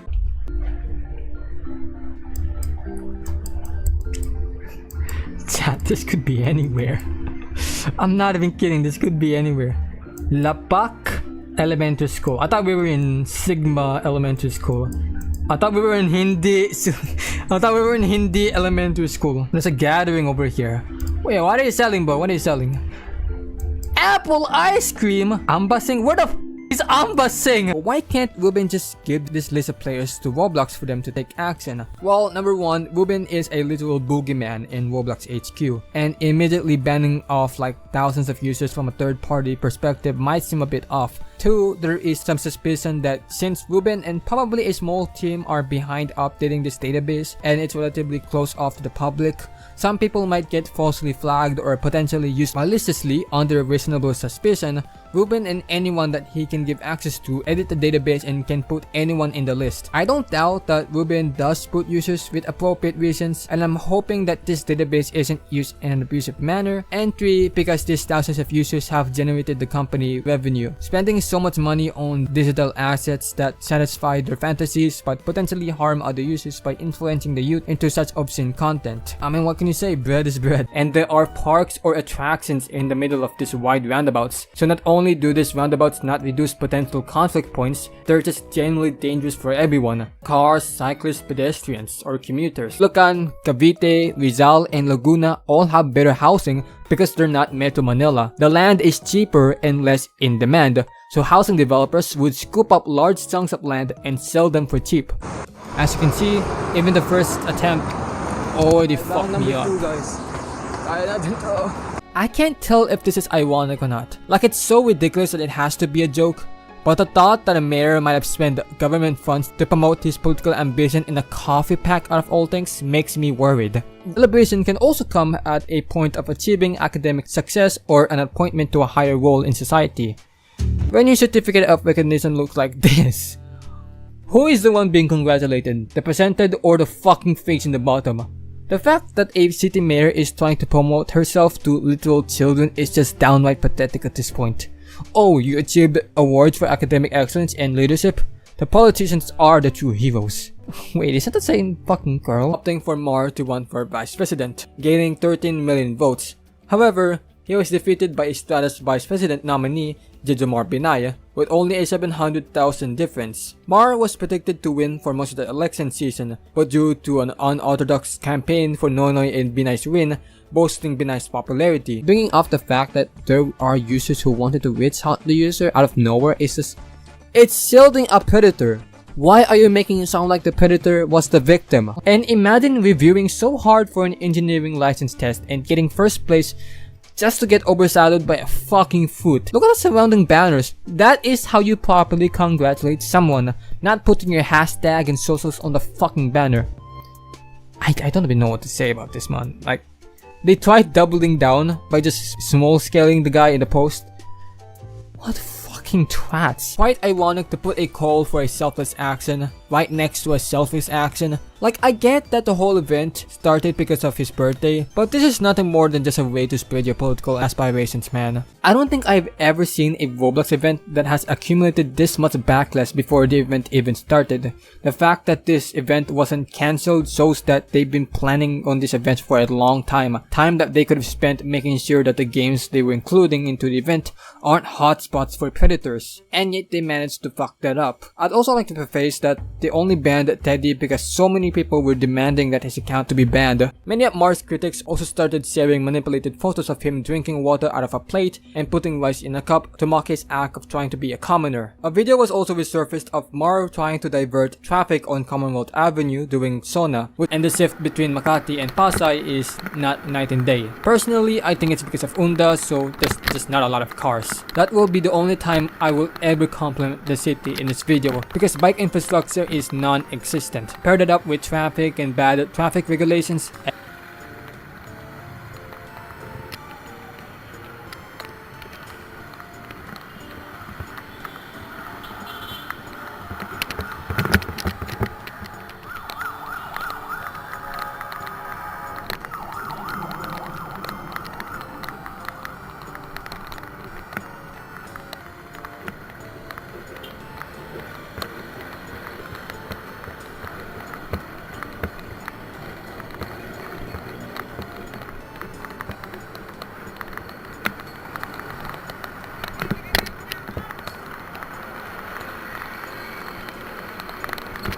And good luck even using the bike lane without someone being parked there. Gender? Boy! What is... Okay, I hate this saying. Hobbies, playing sports, raising up AI. Like, damn, I'm gonna raise up so much AI, dude. I'm gonna... Oh yeah, all the AIs, but all the robots, they love me. I hate AI chatbots so fucking much. And the confidence they give to these children are like... It's so unfathomably cringe. Like, okay, I'm gonna raise up AI women now. Many of the developers and moderators just brushed it off. I mean, what can the community even do at this point? Ruin the game's reputation? Or better yet, the developer's reputation? Well, the members of the Minecraft group eventually began a YouTube group called the Lunch Club, which later became a very successful and popular and still intact fan group. Speaking of intact friend groups, but spaghetti wires are not the only issue with power lines. Sometimes it's the pole themselves. Good question that I am bringing up, but what came first, the house or the fucking power line pole? Studies rank Metro Manila as the most congested metropolitan area in the world, with the average motorist nearly wasting 5 days per year stuck in traffic. While traffic has become something commuters and motorists are used to, it doesn't mean we're happy about it. You know why? I knew this guy's Australian because he talked about like some weird Australian politics, and I'm like, yeah, that's like only like local people can talk about. And the items you get for this event aren't even good. Some of them just look like they just put a random PNG or no PNG at all. I'll give them props and say that there are some items that are genuinely cool. But like, why 10 games per item, man? These games would range from creatively handing you an egg or just putting an egg in a random part of the game. In fact, a lot of developers were pressured to implement implement the event into the game because of time constraints, only giving developers days to work with for the event, leading to most developers struggling to make something creative for the event, winding up into games just having you walk around until you find the egg and then moving on. I'm not even kidding, most of the video tutorials for the event don't even reach over 2 minutes. That is how much of a fucking chore this event is. Rizal Highway? There's no Rizal Highway in Metro Manila, bro. You mean like Rizal Avenue? It doesn't look anything like a highly dense urban place. We went there? You went here? This is the political banner of a 2023 Barangay Councilor candidate, Robert De Assis. You know, instead of doing what a politician should do and state their intentions of running, what they will do in office and what they fight for, the most important thing he wants people to remember him as is being the son of a popular politician. I mean, is your philanthropy that you post online not important? Are your ideologies and ideas in the office not important? That's your claim to fame? Your mom? So how did people react to the new installment of one of the most beloved events of the game's history? Well, it's setting big records. Big disappointing records.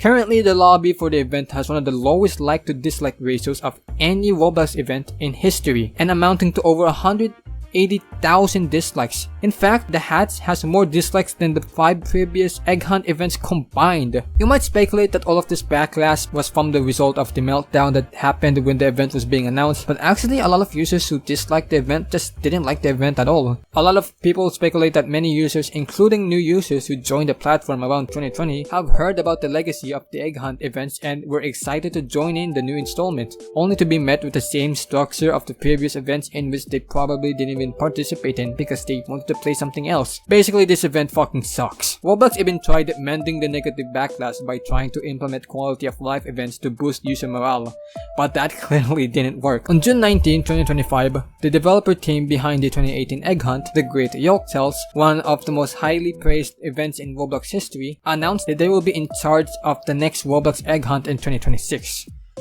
Except not really. You see, this initiative is independent, meaning that the Roblox Corporation has nothing to do with this event, meaning that all of the funding for this event is public funding. As explained in this diagram, they want to create the experience of giving away free items to users, but would be in the form of user-generated content, meaning that every item uploaded would cost 100 Robux or $1. Based on their calculations, they would need over $4 billion just to give enough items to users. While many users question this calculation, it has resulted in the developer team trying and raise over $4 billion via community funds. They're planning to host 2 versions of the game, the main game being free to play, while an extended storyline and additional free items for the price of $50. Assuming that 80 million users would purchase the extended storyline, this would be a massive undertaking to generate and spend $4 billion just to give away free items. Many users suggested that users can receive badges, and after the event is over, the dev team can calculate the amount of users to receive the prizes, and calculate the total amount of items to be uploaded and the total amount of UGC fees. Only time can tell how this community-made event will happen, but this event have sparked hope for many users, excited to see a beloved event to receive a sequel. Fifth Team would, however, experience serious pressure from the community, expecting a level of quality and immersive gameplay like the 2018 Egg Hunt. But with the developer team's dedication to serve an event not for profit but for the community, it does inspire optimism in the developers, and personally, I commend their dedication and hope for the best. Even though the two thoroughfares are similar, why did the Marcos Highway experience a more severe gridlock? Ortigas Avenue has had numerous cases of bad traffic over the years, being a main thoroughfare for Southern Rizal, Antipolo, the Ortigas Business District, and other entertainment and residential areas, while also possessing multiple U-turn slots and bottlenecks. The key difference is the presence of traffic lights and traffic management, but a big factor in the comparison is the major intersection. The Kay Tikling Rotonda, back in 2014, was a 4-way intersection with no stoplights. The southeastbound lane was denied any left turn towards Antipolo, while the northwest lane often experienced buildup due to vehicles from Antipolo traveling to Taytay. However, the junction was turned into a roundabout. While not perfect, with missing lane markings in the park and the roundabout being reduced into a monument to accommodate more lanes, the roundabout worked in comparison with the Masinag Junction. While the roundabout still faces congestion, its constant flow of vehicles albeit slow, has minimized the occurrence of a gridlock. Idol mo, di naniniwala sa vaccine. Para masabing di ako naniniwala sa vaccine. Naniniwala ako sa vaccine, di lang ako naniniwala sa pinupush ng DOH noong 2020. You did believe in the COVID vaccine. You, however, claimed that there was HIV, and you also did not believe in the virus in the first place. And let's be honest, you were only spewing fake information shit because you were mad that all of your clinics were closed during the lockdown. Okay, of course San Miguel Corporation knows where that is. Of course, they're building shit there, man. They know where that is. Number 7, the city of Caloocan's Monumento. You have no idea how much fucking times I had to yield when I biked there. You know what? Let's count. 1, because a jeep cut me off. 2, because a truck was in front of me. 3, a motorcycle cut me off coming back from MacArthur. 4, another jeep cut me off. 5, a car cut me off. 6, another jeepney. 7, a motorcycle cut me off before even entering Rizal Avenue. 7 fucking times. Oh, why not just use the outer lane to ride since you're on the bike and the heavy vehicles are on the inside? Maybe because if I try to cross, someone has to yield for me because there is 3 lanes for exiting, for God knows why it's built like that. But I'd rather yield alongside cars than get plowed by someone exiting. What makes this case worse is that the road is a roundabout. The roundabout serves 7 roads in the city hall of Quezon City. Most of the lanes for the roundabout are for exiting, while 4 lanes are for the next exits. An optimal roundabout should only have 1 or 2 lanes, so that not only exiting vehicles are closer to their exit, reducing the number of vehicles to have to yield, but also reduce any accidents. Weaving through 4 lanes of high-speed traffic does not reduce any accidents. Also, it's very dangerous for cyclists and pedestrians, with officers regulating traffic for exiting vehicles and cyclist and pedestrian crossings. Sounds more comprehensive and compacted all of his thoughts into a 9-minute video. Thank the Lord! So after pumping up the tires and looping the chain, our journey starts now. Also, I'll try to revive some of the things I was saying here.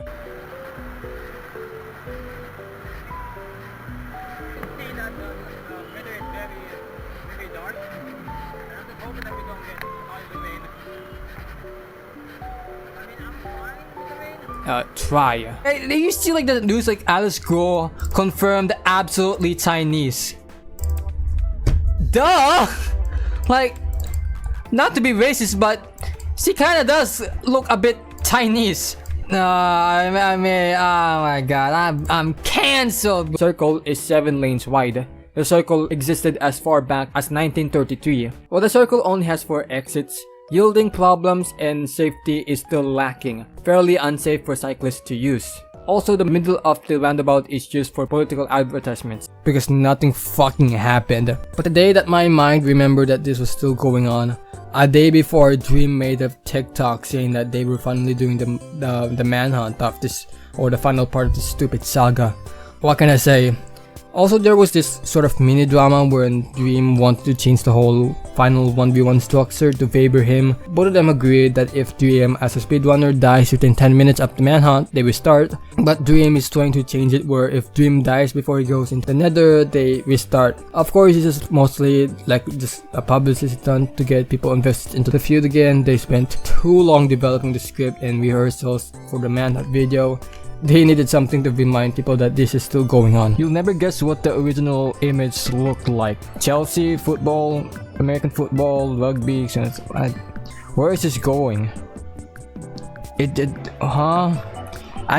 way, I don't understand anything about AI and I try to pause there. It's just some stupid gibbly shit. What? Yeah, I guess I was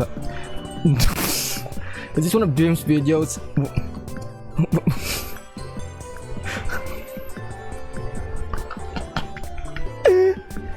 The fuck? See? There's no way that's an actual image. Yeah.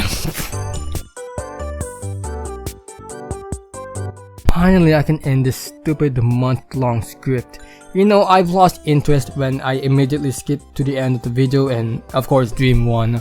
Very convincingly, like, here we are, It's over. Things are over now. It's the end. That's the conclusion. Thanks for watching. A YouTuber with 10 million subscribers called me out to a 1-to-1 I don't think I hear the music enough. We gotta blast the music enough. I don't hear it. I don't hear the music. We gotta blast it up. We gotta blast the music up. Come on, blast the music. I can't hear it. I can't hear the music. You know. I gotta say, this is very hands-off commentary. There's 100 skibidis and he has killed 13. You gotta kill more, man. You gotta get more of them. This way. You're gonna have to wait till next episode. Oh, come on. What was that in the bottom corner? Hold on. What was that in a? What is that? Check out the DLC. As in corruption, you know, politicians stealing taxpayer government money and putting it right into their pockets while overinflating the budget of a certain project, resulting in fewer opportunities for government funds to actually help the people, and instead they help themselves in a life of luxury. Yeah, we're gonna talk about that. Alright, we're starting at 3, 2, 1. Oh, that was gonna turn a minute. Alright, 10 seconds, chat, 10 seconds. What the fuck is this? What is this?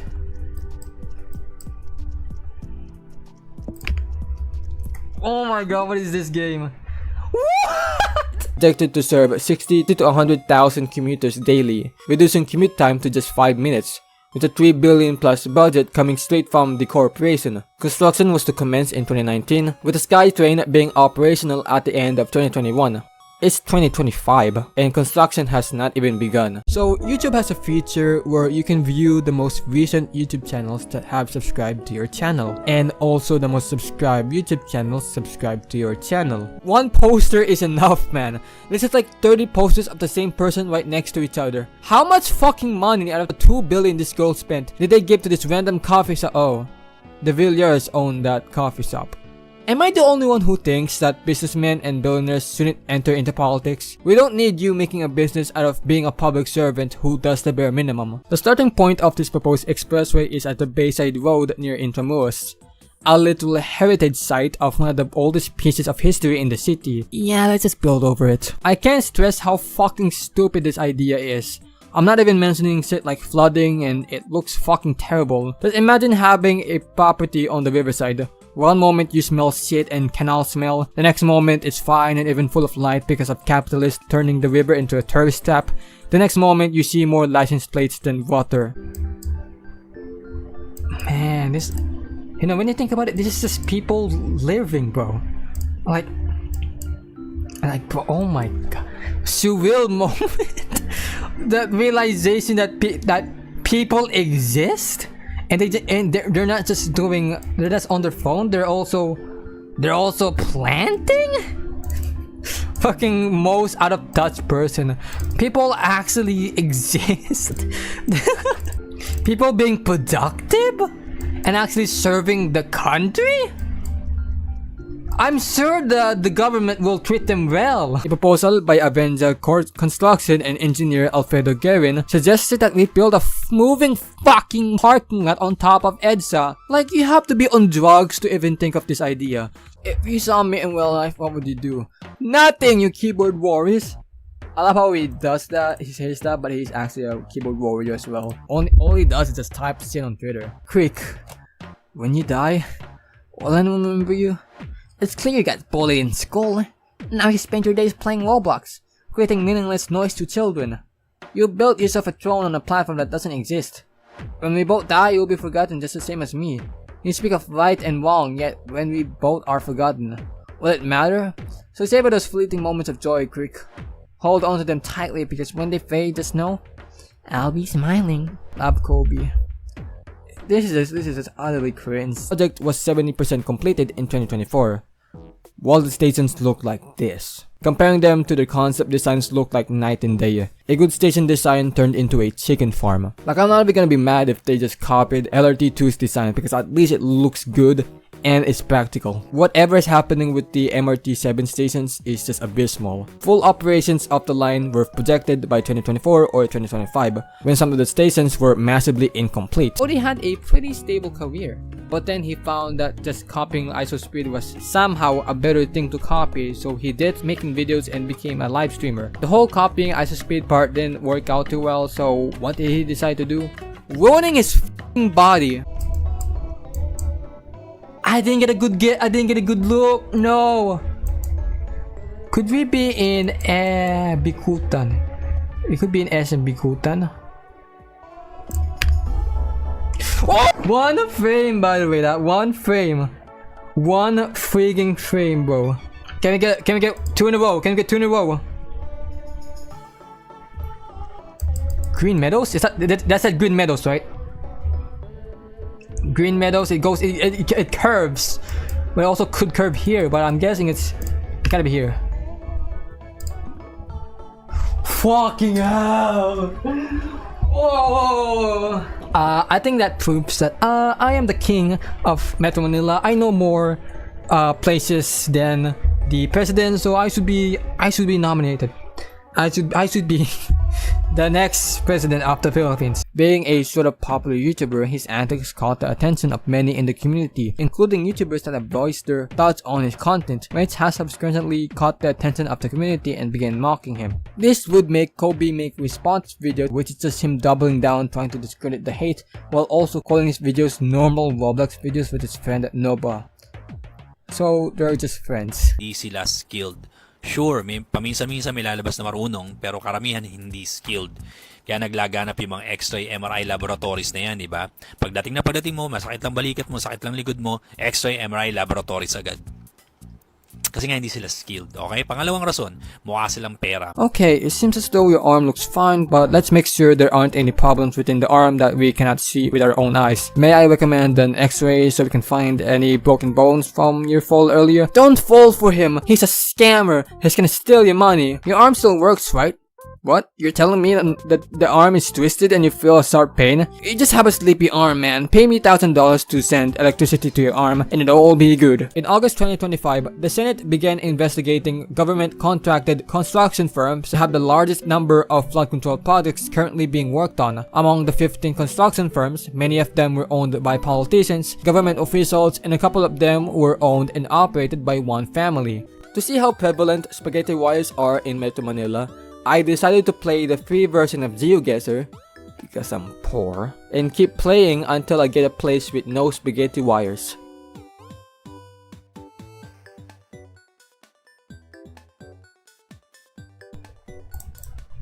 Hello? Oh, I'm so fucking dumb! I forgot that I put my audio input at not the same, what's it called, like audio track as the stream, so no one here heard me. We're gonna go to nationals. No, where are we? This does not look anywhere I've been. This looks like... No.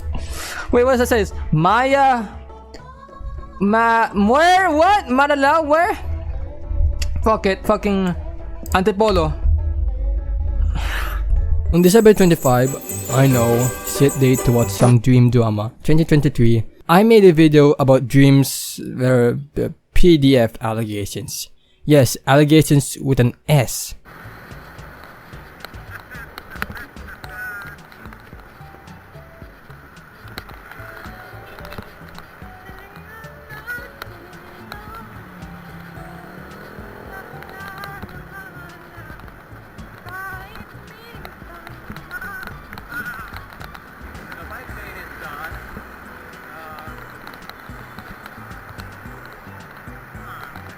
Imagine just casually scrolling through YouTube trying to find a video to watch, and then that is a thumbnail to an actual video that you can watch without having to be 18. That's that.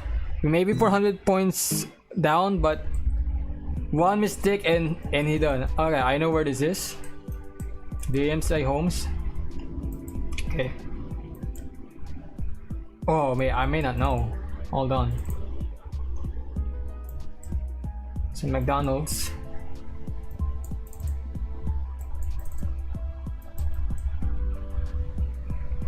Wait, are we in the same place already?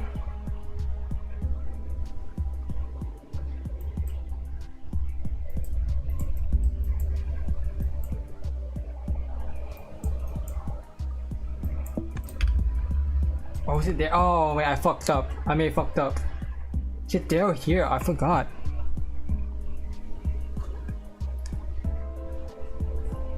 I'm just hoping that AKC just fucks it up. No, wait, there's a KFC here. Meaning we're probably here. Oh. Oh, AKC thought it was there. See, that's what I'm saying, man. One mistake and yep, see, I'm the lead right now, but it's not as much. You would think that the government was finally giving cyclists a helping hand in existing in roads. Yeah, we're gonna have the bike lane size to accommodate more motorcycles. There are 7 other lanes to choose from, and you choose the one lane that is the most disadvantaged out of all of them. It would be beneficial for everybody to divide the bike lane, because right now it is at 5 meters. If we give half to motorcyclists, that would be an additional 2 lanes that could be given to them. There are 3 lanes of potential motorcycle ridership on its left. Yeah, let's just have the fucking bike lane for no good reason. Even though there's already a lane in between the 2 that serves public transportation. Number 4. The city of Makati's Pio del Pilar circles. I did 2 inclusions for number 4. Because imagine building a roundabout around a stadium and a barangay hall. This map shows the traffic conditions on major roads in Metro Manila. If this were a city skyline map, the traffic flow would even reach above 50%.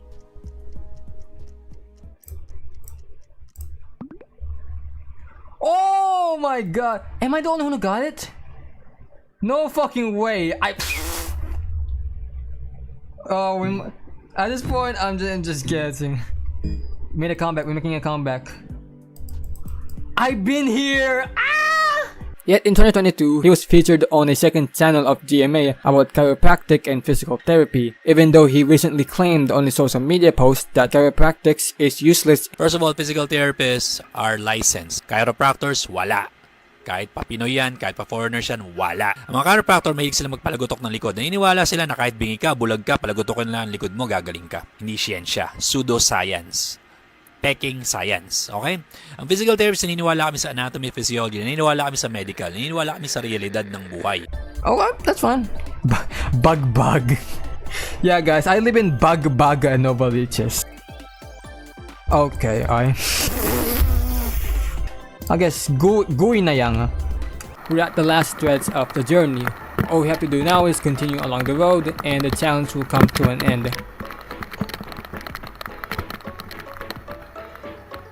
Wait, why is he turning? Why is he turning right? I thought we were biking the entirety of EDSA. Why are we turning right? Well, I did not say this at the beginning of the video, but biking the entirety of EDSA is nearly impossible. The southern section of EDSA is cut in half by the Osmeña Highway, which eventually turns into the South Luzon Expressway. Connecting EDSA is the Magallanes Interchange, which is possible to cycle, but it is not advisable for people who are not trained to bike on overpasses. Those people are a different breed. So the only way to actually continue biking on EDSA without going up meters above would be going through other roads. So the question is, where is he even going? 3, no report or I dox you. Number 4, no saying mean things. This one's gonna be a long one. Number 5, say very nice things to Very Fast Bear and Digital Circus combined multiple. That's me not cutting the image, by the way. That's literally the image itself, it's cut. Number 6, please. Number 7, please. No saying my home address. Did someone say home address in your comment section before? Number 8, play Minecraft or you a bad personnel. Number 9, like skibid eye toilet. Number 10, do not eat meat or beans. And number 12, this looks like GeoGuessr, right? It does not. We're doing open guesser. This is basically the free version of GeoGuessr. You see these maps, you see, oh wait, where's the Philippines? It's all the way down here. But we're not gonna do Philippines because play actually Philippines, you would realize that a lot of the Philippines just look the same. Overgrown grass and in concrete pavement, and I know this is late to say, but I am no expert in road design or urban planning. I'm speaking from my own point of view as both a commuter and a cyclist that roundabouts can make or break a busy intersection, and for most cases it's a nerve-wracking experience. That's the main issue of the roundabouts in Metro Manila. They're dangerous. They don't feel safe. They're not safe because they're multiple lanes wide. Oh, they have their own like walk of fame. Dude, I mean walk of fame. I don't know who else. What the fuck? This one's also gone, bro. Oh no. Oh, I just stepped on that one. I'm sorry, whoever that is. Last round. What the fuck? What is this? What is this? What the fuck? Whose birthday is this? Holy, oh my, all the NBA is here for your birthday, dude. Oh my god. No clue what this is. Where is this? We can't even move. An ad stopped your gameplay? You're kidding me? That was my birthday party. No clue where this is. Oh fuck, I don't know. What's oh my god, we have no clue. Fuck, I'm just guessing. I'm just gonna guess. I'm just guessing. It looked the gig. Please be north. Please be north. It was in Makati. Oh, I think I might have lost. Oh fuck! So while EDSA and Osmeña Highway are bikeable, just because they have a bike lane does not mean that they were made for bikes in mind. That's the harsh truth of being a cyclist in Metro Manila, especially when you live in dense areas. Road hierarchy does not favor the bike if it prioritizes cars. Look, I'm not trying to persuade you into thinking that biking is a dangerous sport, because it already is. Being a pedestrian is also dangerous. Barely any room for walkways while roads are made 5 lanes wide and you're forced into walking through high-speed traffic. The two parties did kind of meet in the middle, with Tabo and Dream talking in a call about past issues, and like, it's literally just Tabo trying to reason out with Dream, yapping for hours on end. Look, I know that it feels like I'm glossing over a lot of details, which I am. Tigas.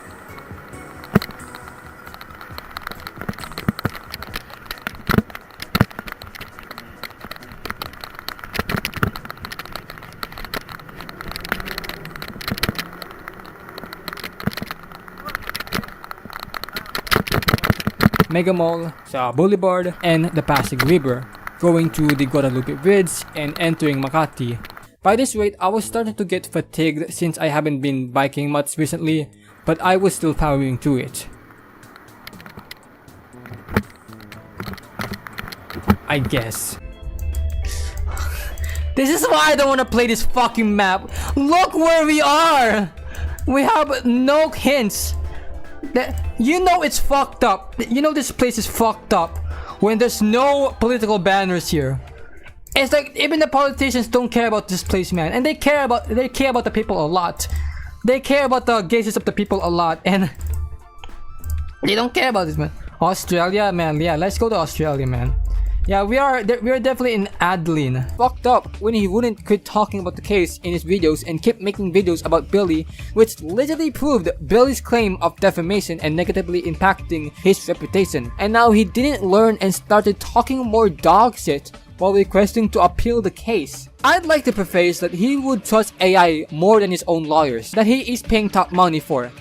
Can someone give Carl a Young Thug or a Rocky legal team, please? Cause holy fuck. He can't do shit with anyone at this point. I also like how he literally calls himself a loser and places his YouTube profile picture like he always does in his thumbnails.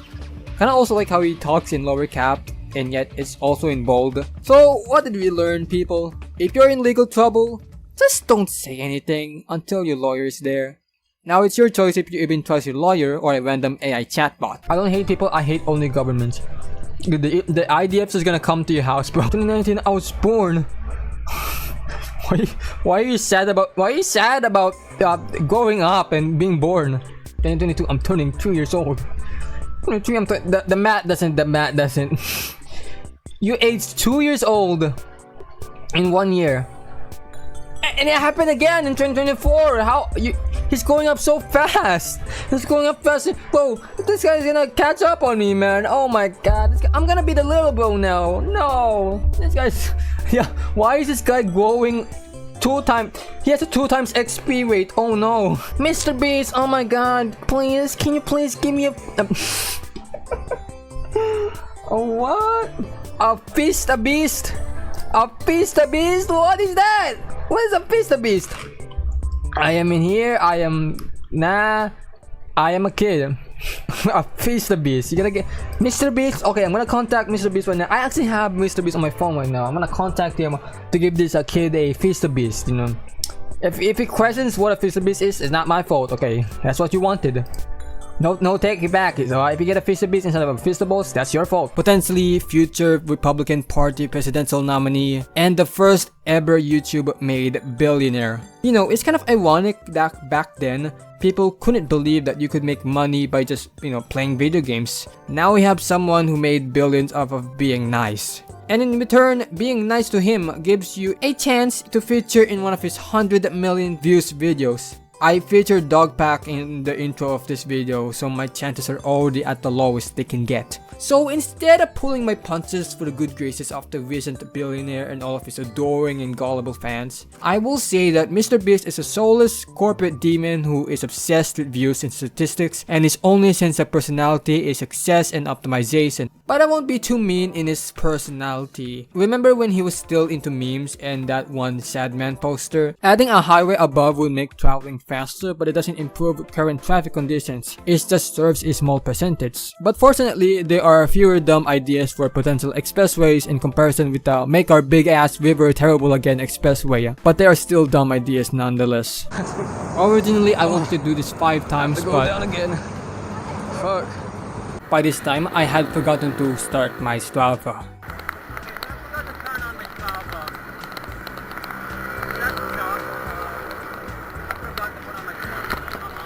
But we're dealing with people here. People who are going to work or going to home. Getting them stuck in a subdivision is a worse fate than what happened on December 6th. The Laguna Lake Expressway. Yeah, let's just ruin the 3rd largest body of fresh water in Southeast Asia. Like it's already regarded as a big septic tank.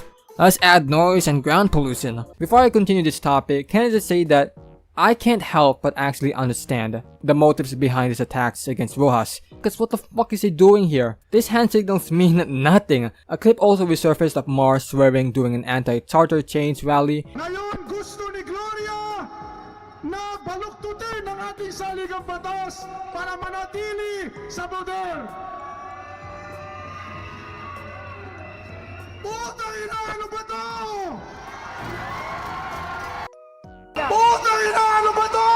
Which drew flack from people for his unprofessionalism. Oh, but if the Duterte says that God is stupid and curses at the Pope, then that's fine for you Christian believers, I guess. The memes and mockery were at full display.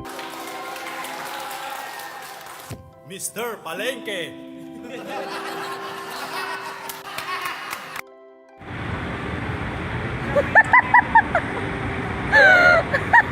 What the fuck?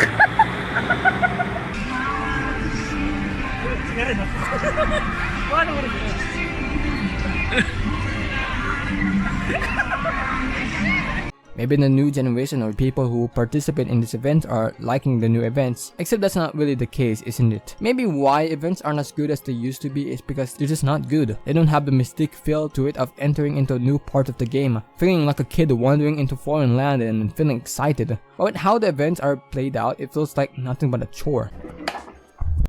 Also, ban those 8 caps going from Masinag to Antipolo. They fucking suck, and they're like super expensive. I mean, 50 pesos just for a slow ass, easy to tilt ride? Fuck no! And then build a monorail from Kogyo to Antipolo, because why not? And it shows that Roblox's lazy and uninspiring modern structure for events just doesn't work. But there is a silver lining to all of this controversy, eventually departing the group to do TikTok react.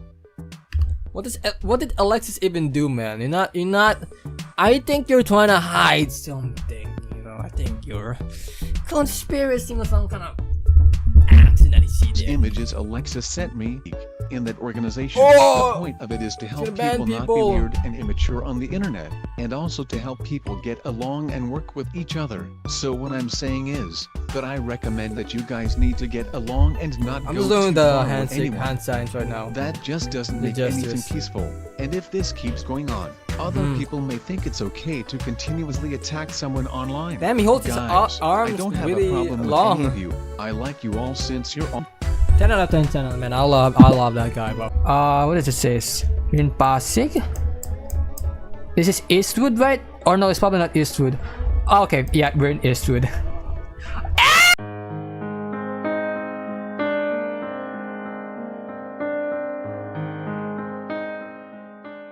I can't lie, nostalgia does play a factor of my opinion regarding events. If you feel the same way I feel about events nowadays, then nothing more than just becoming a new person and growing up with responsibilities and other duties in life. If you disagree, then I suggest you cherish the events. Appreciate them, because there would be a time where you would look back to that one point in your life and think, I wish I could relive that, because to me that was straight up playing Roblox. Back in 2017 to 2018, I straight up have minimal memories with school or with friends. All I could remember at this time was me playing Roblox or watching Roblox. I know it sounds crude, but that is a fact. All I clearly remember in the time period was annoying Creepcraft and Jailbreak while he was live streaming, playing Ooga Booga with the kids at the computer shop, and especially participating in events.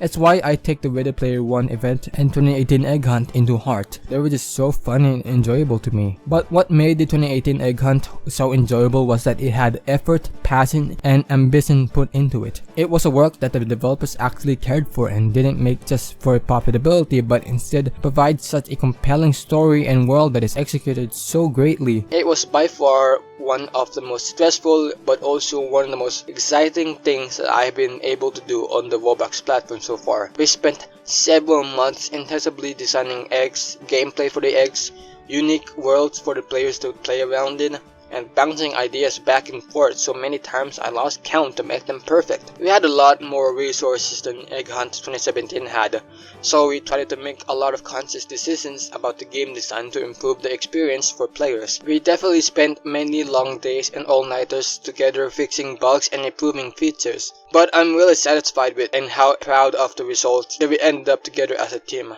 I was happy that we were able to excite and engage so much people with the game. It made it worth all of the hard work that we've done the months before. Stated by the development leader Bill Thomas. It is important to know nothing is done randomly and everything went through a discussion and planning phase. When working on a large game, communication is essential. I think most people don't get to see this side of the development process, but it is really the core of game creation.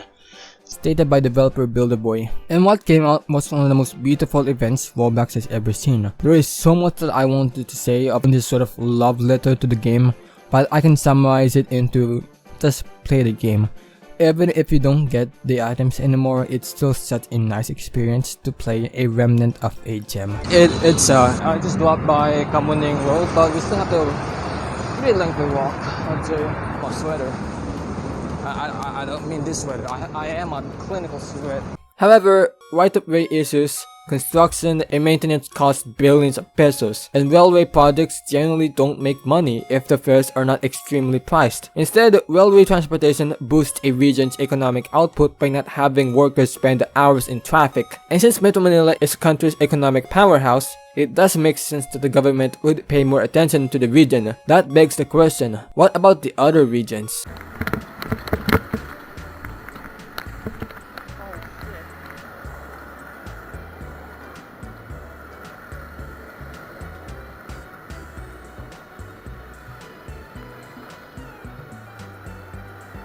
On October 14, 2025, Joji returned from his 3-year-long hiatus to release the opening track for his 2026 album titled Pixelated Kisses, featuring a stock image of a power line in Thailand as his cover. However, many Filipinos took to social media to express how the image reminds them of the Philippines. Typhoon Yolanda devastated large parts of Visayas, with Mar and Noynoy at the center of the blame, due to the slow and insensitive treatment they provided. Even worse was that a video was leaked online of Mar discussion with the Tacloban Mayor Alfred Romualdez. You have to understand, you don't want this. The president is a Taquillo. So he's being him just taking over because he does not want anything to be misconstrued. Your congressman said, please take over, please take care of the The discussion was regarding whether the administration can aid the ravaged city, with Mar arguing that to some extent it would be abusing the administration's power. However, the video was maliciously altered, displaying Mar utilizing their family name against Romualdez. You have to understand, you're a Romualdez, and the president is an Aquino. So that's great. Even though many Tacloban residents noted that the Romualdezes were pocketing most of the aid money, most Filipinos were targeting the already unpopular Aquino administration. Alright, footbridge review guys. Tangina, accessibility tol 10. Out of 100 tol 1. Tanginang hirap. Comfortability 1. Architecture 1. Palitan mo na yan BB please. Tangina. Jesus Christ. You wrote all of this. Hold on. Oh no, there's gonna be a movie. Alright, there's gonna be a movie up a list. So I'm gonna get some snacks out. Hold on. I'm actually kind of hungry right now, honestly. This is actually like very good chips. Martis Blue has to be the most underrated chips in the Philippines. Not from a mobile. You know those TikToks there's like in the video effect that's the color red and it's like they pull up some bullshit. Okay, you could have jumped there to be honest. There was obviously a red bump there, man. You did it twice. You didn't learn. There we go. Political campaign banners are like a pop-up ad. Someone paid someone else to blast an image to your face without your consent. In the Philippines, however, it's a f***ing adware. Banners right next to each other, even when the candidates are in complete opposites, there will be rows and rows of these banners. Roblox accused them of engaging sexually. Basically, they're arguing that what Slep does is entrapment or luring people into committing a crime. However, in Slep's videos, he never does this. He would always get confronted by Discord users starting offensive over on Roblox. Over time, these adults would engage with supposed minors inappropriately. There has been a trend on TikTok of people tuning back to the Dream SMP lore moments, absolutely cringing over the acting and delivery of lines. And we're talking about like ramps entering and exit the road, which takes up more space. Just build a fucking train line. If you're so worried about decongesting, build a train line. The Philippines and rail transportation don't have a good relationship. The Philippine government has constantly lobbied against railway projects. When one finally goes through construction, it faces corruption scandals, border disputes, or is left forgotten and unmaintained. Ang Pilipinas po ay isang malaking preso. Paano kung sabing preso, subukan mo lumabas, tingnan natin kung palabasin ka ng Bureau of Immigration. Haharangin ka, i-offload ka ng Bureau of Immigration kasi nga preso ang Pilipinas. At alam niyo naman, ang healthcare system sa isang preso ay hindi maganda. Maliban lang nasa ibang bansa ka. Norway, for example, or even America. Mas maganda-ganda ang presuhan doon at healthcare system nila doon. It's only tough when you're a wanted fugitive. We're starting to flag users. That's when people started being aware of the system, and surprisingly, a lot of users who got banned were pretty upset. Yeah man, harass and death threaten the person who's trying to punish you for indulging yourself in harmful communities. Look, okay, if you guys are gonna goon privately. It's fine if you have your pleasures, just don't make it your entire fucking personality and make it public or spread your fetishes into platforms that have minors in it. If you're gonna join these communities, at least make a private account and not join these communities that have children in it. And just don't do it all the fucking time like an addict. Goon responsibly. Anyway, the people who actually acted decent have tried to appeal their ban. Some request better than others, and appealing doesn't even get you unbanned or removed from the list, but it's an attempt. Some of the ways that users tried to appeal their ban were pretending to be deaf. I want to tell you, I had a guy, one of the other guys I talked to tonight, tried to fake being deaf. I video called him and I signed some stuff and he had no idea what I was saying. Dude, I'm not buying it. I hear you laughing, mother. And rapping the appeals. Ah yes, my favorite rappers, Tyler the Gooner, Young Kondo, 34 Cent, Dr. ERP, Lil Vor, Drake. However, a month after the bot work was created, Discord itself decided to ban the bot due to the bot banning users based on protected characteristics. Aren't public servers supposed to be public information? Well, just like Roblox, I have 3 reasons. 1. Ruben Sim has a fairly controversial status. with his feud with Roblox and a recent controversy that I'll talk about after this, it makes Discord a bit less lenient into letting Ruben ban users in multiple servers. 2. Ruben supports harassment of users through public shaming the users who are trying to appeal their ban, which they state in the reason on why they banned the bot.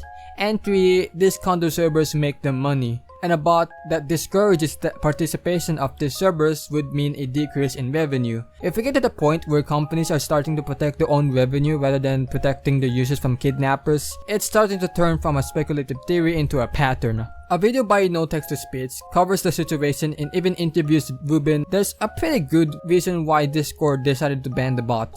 Now, why does Discord just not ban these servers? Well, other than these servers making them a ton of money, Discord focuses on maintaining a safe and secure environment for our community. There are cases where kids are being lured into the servers because it is oriented towards Roblox, become more addicted, and even get kidnapped by predators. Where is the safe and secure in that environment? However, here comes the plot twist. Discord bot wasn't banned for a month. So why did they decide to ban the bot after a month of letting the bot ban users based on protected characteristics? Well, we go back to dealing with Ruben's antics. On April Fools, Ruben decided to launch another Discord bot that bans furries. As a joke. April Fools, I made a Twitter post saying that I was going to make a version of Row Cleaner that would ban furries. And this was a joke. However, he decided to launch the bot similar to Row Cleaner, where it bans furries that participate in inappropriate Discord servers. However, when you have tweets and antics that are borderline hateful to furries, any big social media platform will take note of that. The Quavis is basically Dream but on YouTube Shorts, automatically making him the worst YouTuber. Many Roblox events can be considered controversial due to player-based dissatisfaction, widespread harassment, or quality issues. If you had asked me what Roblox event was the most controversial, I would have answered the 2018 Ready Player One event, mainly due to issues with difficulty, widespread exploits, and the harassment of notable figures within the event. However, in light of the recent Roblox event titled The Hats, it has cemented itself as the most controversial event in Roblox history before the event could even start. Before we dive into another topic, let's talk about NCAP, or No Contact Apprehension Policy, a system of CCTVs where the government can spy on your car and watch you commit a traffic violation and digitally send you a notice to pay up. Besides all of the 1984 jokes, this thing is fucking sick. You see how fucking clear the bike lane is? On Commonwealth Avenue, motorcycle riders can only ride along the motorcycle lane. Anywhere else and they'll get flagged, causing major uproar from motorists, with the delight of almost everybody else, including cyclists. Was produced using child labor and there is no evidence of that. Told you I didn't just gloss over the details in this livestream. However, signaling Tommy's merch out while not even providing any evidence that Tommy's merch was a product of child labor is such a poor taste and a really manipulated thing to do. What about your dear friend Mr. Beast, whom you collaborated to give away items to your fans? Or you doing an interview with Anthony Padilla? Those two have merchandise produced by a company that has used child labor. Are you gonna call them out for that? See how that sounds wrong? Imagine walking down the stairs while not paying attention and you're suddenly walking on a power line. There were still people trying to sneakily promote themselves into the celebration, and people have begun to use this tactic against politicians. During this time, images of Quezon City Mayor Joy Belmonte and Caloocan Representative Dale Malapitan were spreading throughout the internet, congratulating the Olympian in a self-serving layout. However, the two politicians would deny any involvement in the manufacturing of these images, labeling the occurrence as a smear campaign and black propaganda. Tommy Innit and Dream SMP drama Detective Dream, where you could watch like a desperate idiot mull over his past associates. I mean, I have nothing wrong with trying to defend yourself. Of course, there will be some, sort of misunderstandings or faulty rememberings. But shit like this feel too dystopian for me. It's like, just talk to each other. Not fucking having a breakdown, trying to convince the audience to be on your side.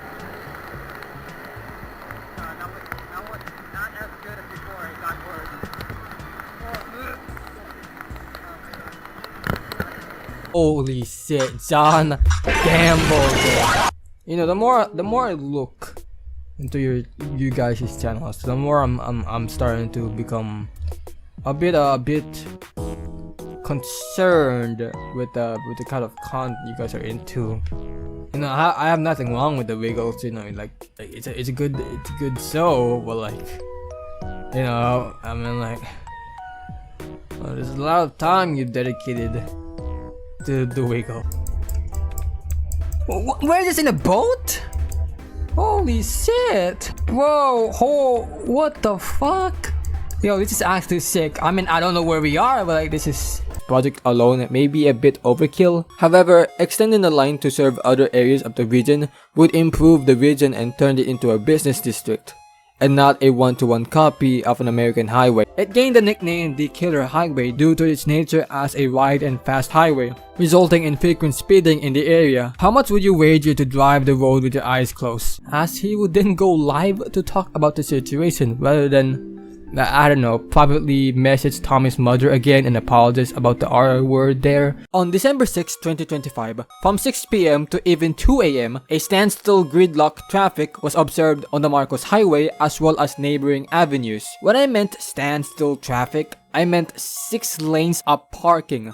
Motorists were left stranded and commuters were forced to walk as the traffic even went as far as Katipunan in UP Diliman. Many criticized this slow-paced work, alleging corruption by none other than Rodrigo Duterte. Despite credible sources defending Mar, it didn't stop the countless attacks against Mar, from connecting his time as the secretary of the DOTC with the accidents in MRT3, the Mama Sapano incident, and the overall indecisive and slow response. Many have pointed out that his incompetence stemmed from overanalyzing projects, resulting in the infamous Mahindra deal and poor management of the public railway. I waited about 15 minutes until the rain calmed down, where I continued the journey, as the area underneath the station I was waiting in was kind of flooding.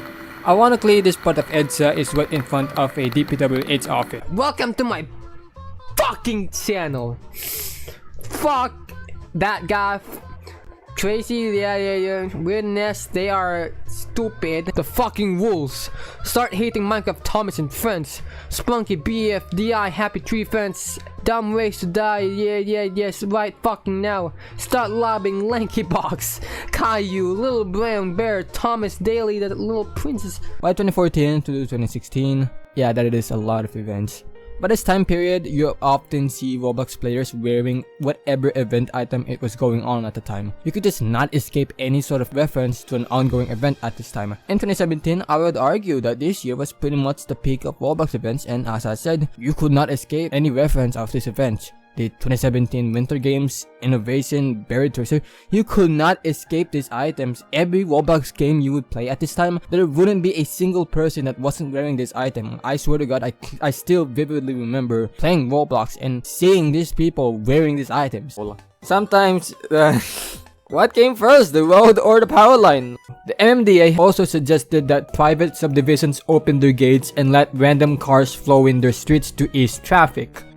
I am sorry, but where are these cars gonna go? It's in the name.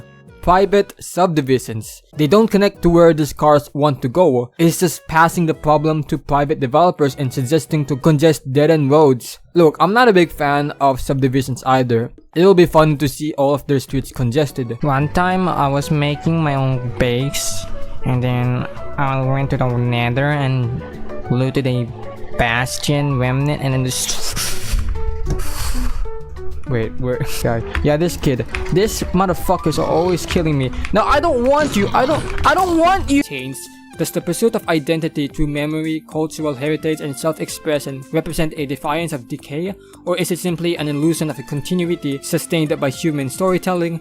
And if identity is woven through time like a thread of chosen meaning, to what extent do we own it, shape it, or unknowingly inherit it from forces beyond our control? I didn't even put the fucking full answer in the fucking script. I just put that one long ass question. VR no reaction, let's go!